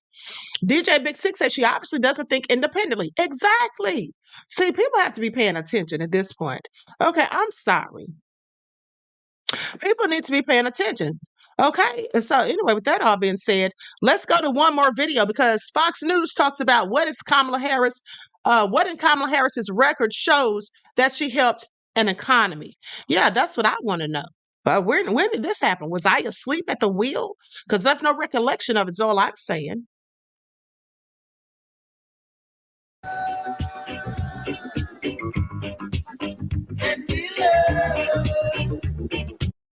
Now is our time to act. The baton is in our hands. Election day is in 17 days and early voting has already started. Now is the time to make your plan to vote, make your plan. Fox News correspondent Alexandria Hoff is in Atlanta, where the vice president just wrapped up. Alex. Hey, good to be with you. Yeah, some star power was certainly brought out today. There was not only Usher, but Lizzo appeared alongside the vice president in Detroit earlier today. And we do know that polling suggests that the vice president has ground to make up when it comes to young voters, when it comes. Now I want you all to pay attention for a moment. Lizzo, you're talking about the same Lizzo who went to the basketball game where people had their children. Okay, and she had her butt cheeks out, wearing chaps and twerking on the floor. Do you all remember that? This is who she got to come up there, but I digress. To men when it comes to Hispanic voters as well. So this could be an effort to try to draw in some extra enthusiasm. Also, the Obamas, the former president, he has clearly been advocating for Vice President Harris, but we now do know that on Thursday he's going to appear for the first time side by side with her here in Atlanta. And then a week from today, the former First Lady, Michelle Obama, she's going to do the same thing in Michigan. Sorry, but Kamala gives off masculine vibes to me. Does she know what a skirt or dress is, by the way? Denise says Lizzo was also involved in an sexual harassment lawsuit. You know, I almost forgot about that, beloved. You're absolutely right, because I, in fact, reported on it. So what's with that? She's getting all these people that have these assault allegations, people being accused of spreading STDs, being connected to Diddy's freak-off parties. Like, this is just not smart moves. I'm sorry, this is not smart moves at all, okay? This is just all crazy. The end of the day. I have several questions. Hey, beloved. Okay, this is just all so crazy. Leon said they're playing in our faces. Yes, that's exactly what they're doing. Okay, DJ Big Six said, right, no feminine energy. Exactly. She's giving me Hillary Clinton vibes. And we all know what they say about Hillary. But let's continue. In terms of Georgia, though, you know, the early voting turnout, it has been pretty astounding here. Already today, 1.3 million ballots have been accepted. And consider the fact that early voting, I mean, it just started on Tuesday, guys. I was going to say that. All right, well, as Alex just mentioned, the Obamas are making their first appearances with Kamala Harris coming up, with several key battleground states on the map. That's the very first time, at least, on the campaign trail with them. And as the vice president sees her lead now dwindling among black male voters, well, she's now insisting she has a plan to win them over. Watch this. I want to ask you about your plan for black men. Yes. So my plan is to build what I call an opportunity economy, ensuring that we have some of the lowest black unemployment ever, building up home ownership in the black community. Ask Donald Trump what his plan is for Black America. Project 2025. Making police departments have stop and frisk. All right, but some voters not really buying that whole dreams and ambitions pitch. A lot of black males are not into the Harris campaign. It is important to vote for Trump is because I'm dissatisfied with our borders. I believe that those need to be secure. Every policy that Trump is pushing is something that I hold true to from a value as well as a moral standpoint. All right, so interesting sound bites there, Joey. I'll start with you on this. We saw recently the former President Barack Obama sort of lecturing younger black men, suggesting that maybe this is sexism at play. They don't want a female president. He called that unacceptable. Sounds like that message may not resonate with some folks. No, Stephen A. Smith had a fiery rebuttal to that, of how dare you lecture us that way. He's a sports guy, but he has a cultural impact, as sports do. I don't know where. I think this idea of a monolithic any community is out the window, even among veterans. I think that people are their identity is so connected to their politics now that really this single issue voters aren't what they used to be. And when I say single issue, maybe single identity voters aren't what they used to be. I think that it's a great thing that any candidate can sway a large population towards them, because it shows that people start to think independently and are treated that way. What has President Trump done? He's went and got Elon Musk. He's went and got RFK Jr. He's went and got Tulsi Gabbard and said, listen, we're not going to agree on everything, but if we can agree on 2 or 3 things that are really important, maybe people will see that. And I think this is indicative of that. Anita, on the Obamas, I've seen some Republicans saying, oh, she needs these two superstars to campaign for her. Maybe she's desperate. I'm not sure this is a sign of panic. The Obamas are going to campaign for the Democratic ticket no matter what, right? That's just 101. Of course. They are still the biggest stars of the Democratic Party. He's the youngest former president. There isn't anybody who's bigger than Okay, so with that all being said, let's go to what Stephen A. Smith said, because I'm curious. I didn't hear what he said about Obama lecturing the black men, but I'm going to listen to it now. I'm going to play it. But Saparthi R says, that's very sexist of you to say women don't need to wear dresses and skirts. Yeah, I didn't say that women need to wear dresses and skirts. I just said that she looks masculine, and she does. That's just giving off masculine energy. Okay, that's my opinion, and I'm entitled to it. Maybe if she put on a dress or skirt, I would be able to see a feminine side of her. Is all I'm saying. And with that all being said, how dare you call me sexist when I'm a female myself? Okay, please make that make sense. Okay, this is what men who don't care for women do, not me. So sit down somewhere. All right, support the arts. At the end of the day, honey, you can't make that statement make sense. How am I sexist when I'm a woman too? Okay, I'm just making an observation and just voicing my opinion. Please save that. Okay, now let's hear what Stephen A. Smith had to say. I'm going to share my screen. Likes up, everyone, please. Like and share. I mean, support the arts. You will go down. Okay? You will go down with a ship, honey. Please pay attention. I mean, I'm not mad at Donald you. Trump and Vice President Kamala Harris essentially in a dead heat heading towards November 5th. Both campaigns were on the trail over the last week or so, including this weekend, including some of their surrogates as well. And for Kamala Harris, that would include former President Barack Obama, who hit the trail stumping for Democrats. The former president made headlines this weekend, actually a few days before this weekend as well, speaking to a forum of black men in Pittsburgh, Pennsylvania. Obama spoke directly to all men who may be considering not voting or voting for Donald Trump in this election cycle. Before I go any further, I want you to hear exactly what this man had to say. I've got a problem with that. Because part of it. We already heard it, so I'm going to fast forward past that. Respectfully, President Obama, what you said is not acceptable. I'm going to say it again. Respectfully, what you said is not acceptable. Not to me, not to a host of black men out there who's not even thinking about voting for Donald Trump. What you said is unacceptable. I'll tell you why in a minute. But before I do that, I want to go to Khalil Thompson, co-founder and executive director of Win with Black Men, who responded to criticism of Obama's comments. Take a look at what he had to say here. Quote, I believe President Obama is speaking to a tangible, visceral understanding of what it means for all men to relate to women in America. Calling out misogyny is not wrong, end quote. To co-founder Khalil Thompson, you're wrong too. And what you said is unacceptable. You see, what you're missing is that you're basically accusing black men who come up with a reason to not support Kamala Harris as engaging in misogyny. Mm-hmm. Whatever happened to disagreeing without being disagreeable, President Obama? Exactly. What happened to that?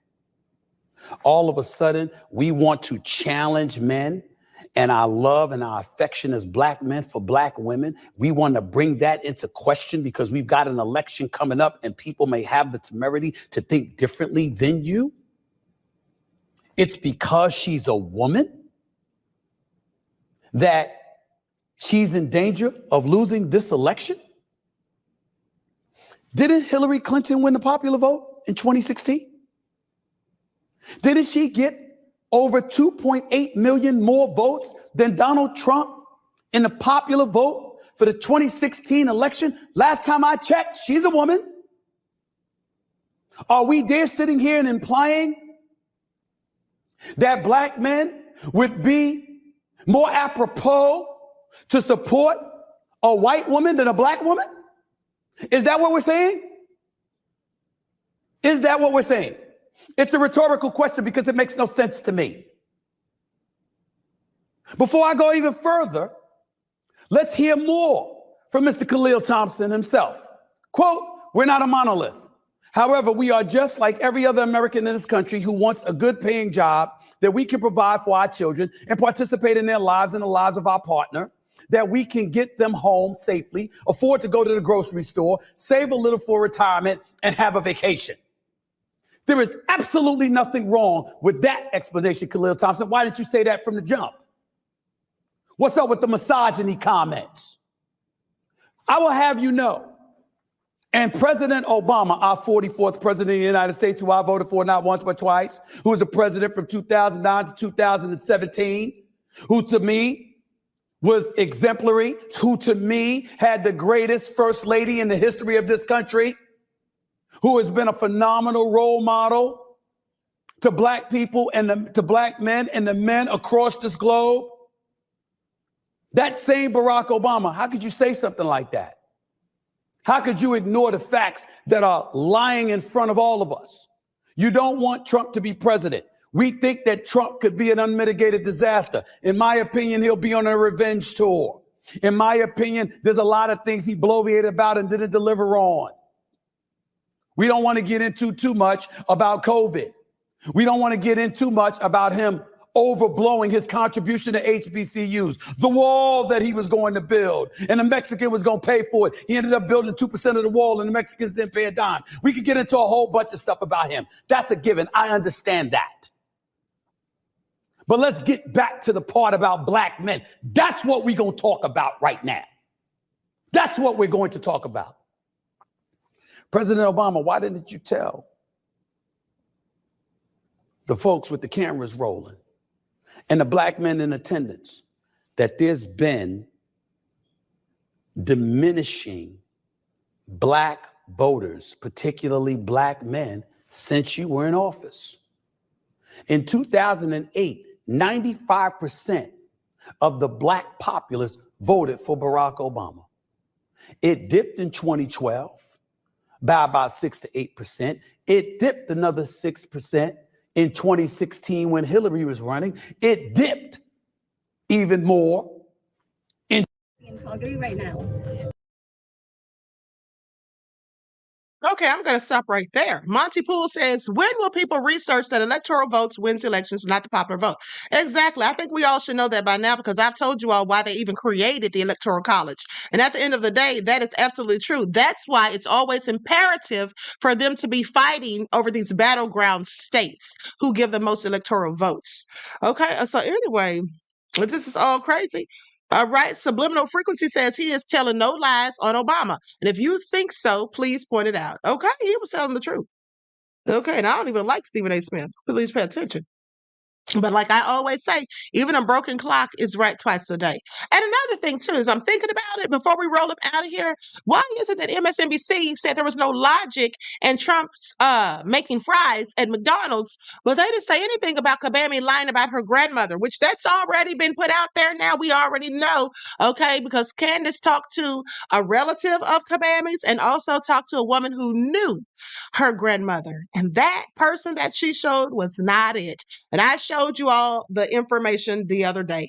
So I'm sorry, why aren't they talking about that? You see, they sweep everything that she does nefarious under the rug, but it'll call out everything that Trump does at the end of the day. This is what they do. And then they tried to flip the script and say that Brett Baer was bullying her in that Fox interview. I'm sorry, the man was asking legitimate questions. And as far as him talking over her, they both spoke over each other at different instances. And it was mainly, in my opinion, because she was more so talking over him and spewing babble that he wanted to put an end to because she was really trying to keep babbling and spewing word salad without ranch, so that basically she would just take up the time and would have less time to answer serious questions. That's what it is. These things that she's doing with the word salad is all an effort and attempt to keep from answering tough questions. Okay? Now that's just my 2 cents. That is just my 2 cents. Okay, Subliminal Frequency says Dr. Jill Stein is a far better candidate. If I had to vote, it would be for her. Listen, that's who I'm voting for. Okay, that's who I'm voting for. She's for reparations. Okay, I like her policies. And at the end of the day, she's better than Trump or Kabami. And y'all know why I can't vote for Dr. Shiva now. Okay, because he called Sabby Sabs a house ninja. Okay, please pay attention. Now, with that being said, Viewstar says not the dry word salad. Yes, honey, with no ranch and no croutons or anything. Please pay attention. KB said, I heard Trump was trolling Kabami. She said she worked at McDonald's in the Bay Area as a child, and the lie detector determined that was a lie. I love it. Okay. I absolutely love it. Yes, exactly, beloved. And that's what I said. He was trolling her. Jeff ATL said, Dr. Shiva said, what? Oh, you missed the broadcast when I came on here and told you all why I won't be voting for him after all. Yes, Sabby Sam said he called her a house ninja. Okay, please make that make sense. All right, because they got into it on the on her channel when he was on there for an interview when she asked him about, guess what? Reparations. But he didn't say all that when he was on my channel and I asked him about reparations. But yeah, so they got into it about reparations, and then she kicked him off the show, and then afterward, when she spoke to him, she said he called her a house ninja. Said she called him a house ninja. Or he called her a house ninja. Okay, Deronda said, not the croutons queen. Yes, honey, absolutely. Okay, so anyway, with that all being said, everyone please get the likes up. Miss Cookie said that was a great broadcast, queen. Thank you, beloved. Okay, so listen, I love you all to life. I hope you all enjoy the rest of this beautiful day. I'm going to be live on the backup channel shortly. Okay, so please tune in if you follow that channel. And until next time, beloveds, Jeff ATL, I'm not even going to read that. Okay, Terry Hinn says, yes, Sabby told me that, and he was cutting her off on the interview. He was cutting her off. I saw that. Okay, I absolutely saw that. He was cutting her off when she was asking about reparations. She's trying to explain to him about reparations, and basically he wasn't trying to hear it. Okay, he feels like his people should get reparations too. I'm sorry, say what? When have they been oppressed in this country? Okay, I just have several questions, Dr. Shiva. Please pay attention. With that all being said, I love you all to life. Each one teach one. That's how we grow and thrive.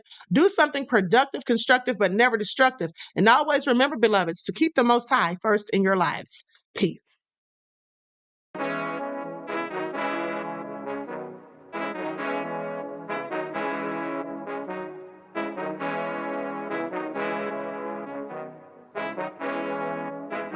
yo, Nick, hit him with that flavor. Soul all in my skin, God all in my blood.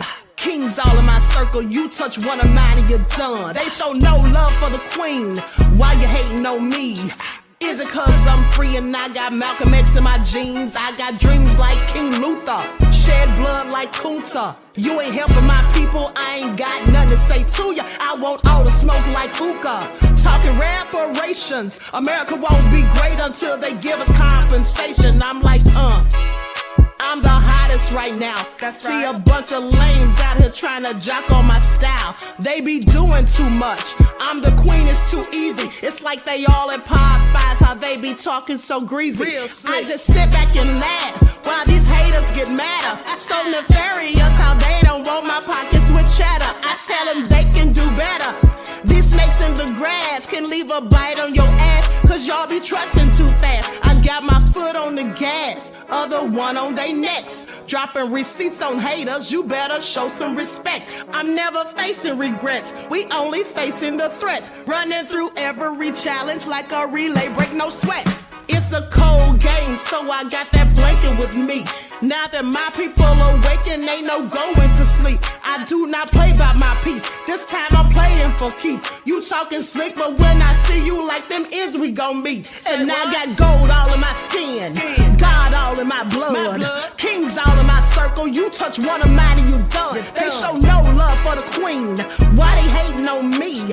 Is it cause I'm free and I got Malcolm X in my jeans and I got gold all in my skin, God all in my blood. Kings all in my circle, you touch one of mine and you done. They show no love for the queen, why they hating on me? Is it cause I'm free and I got Malcolm X in my jeans and I got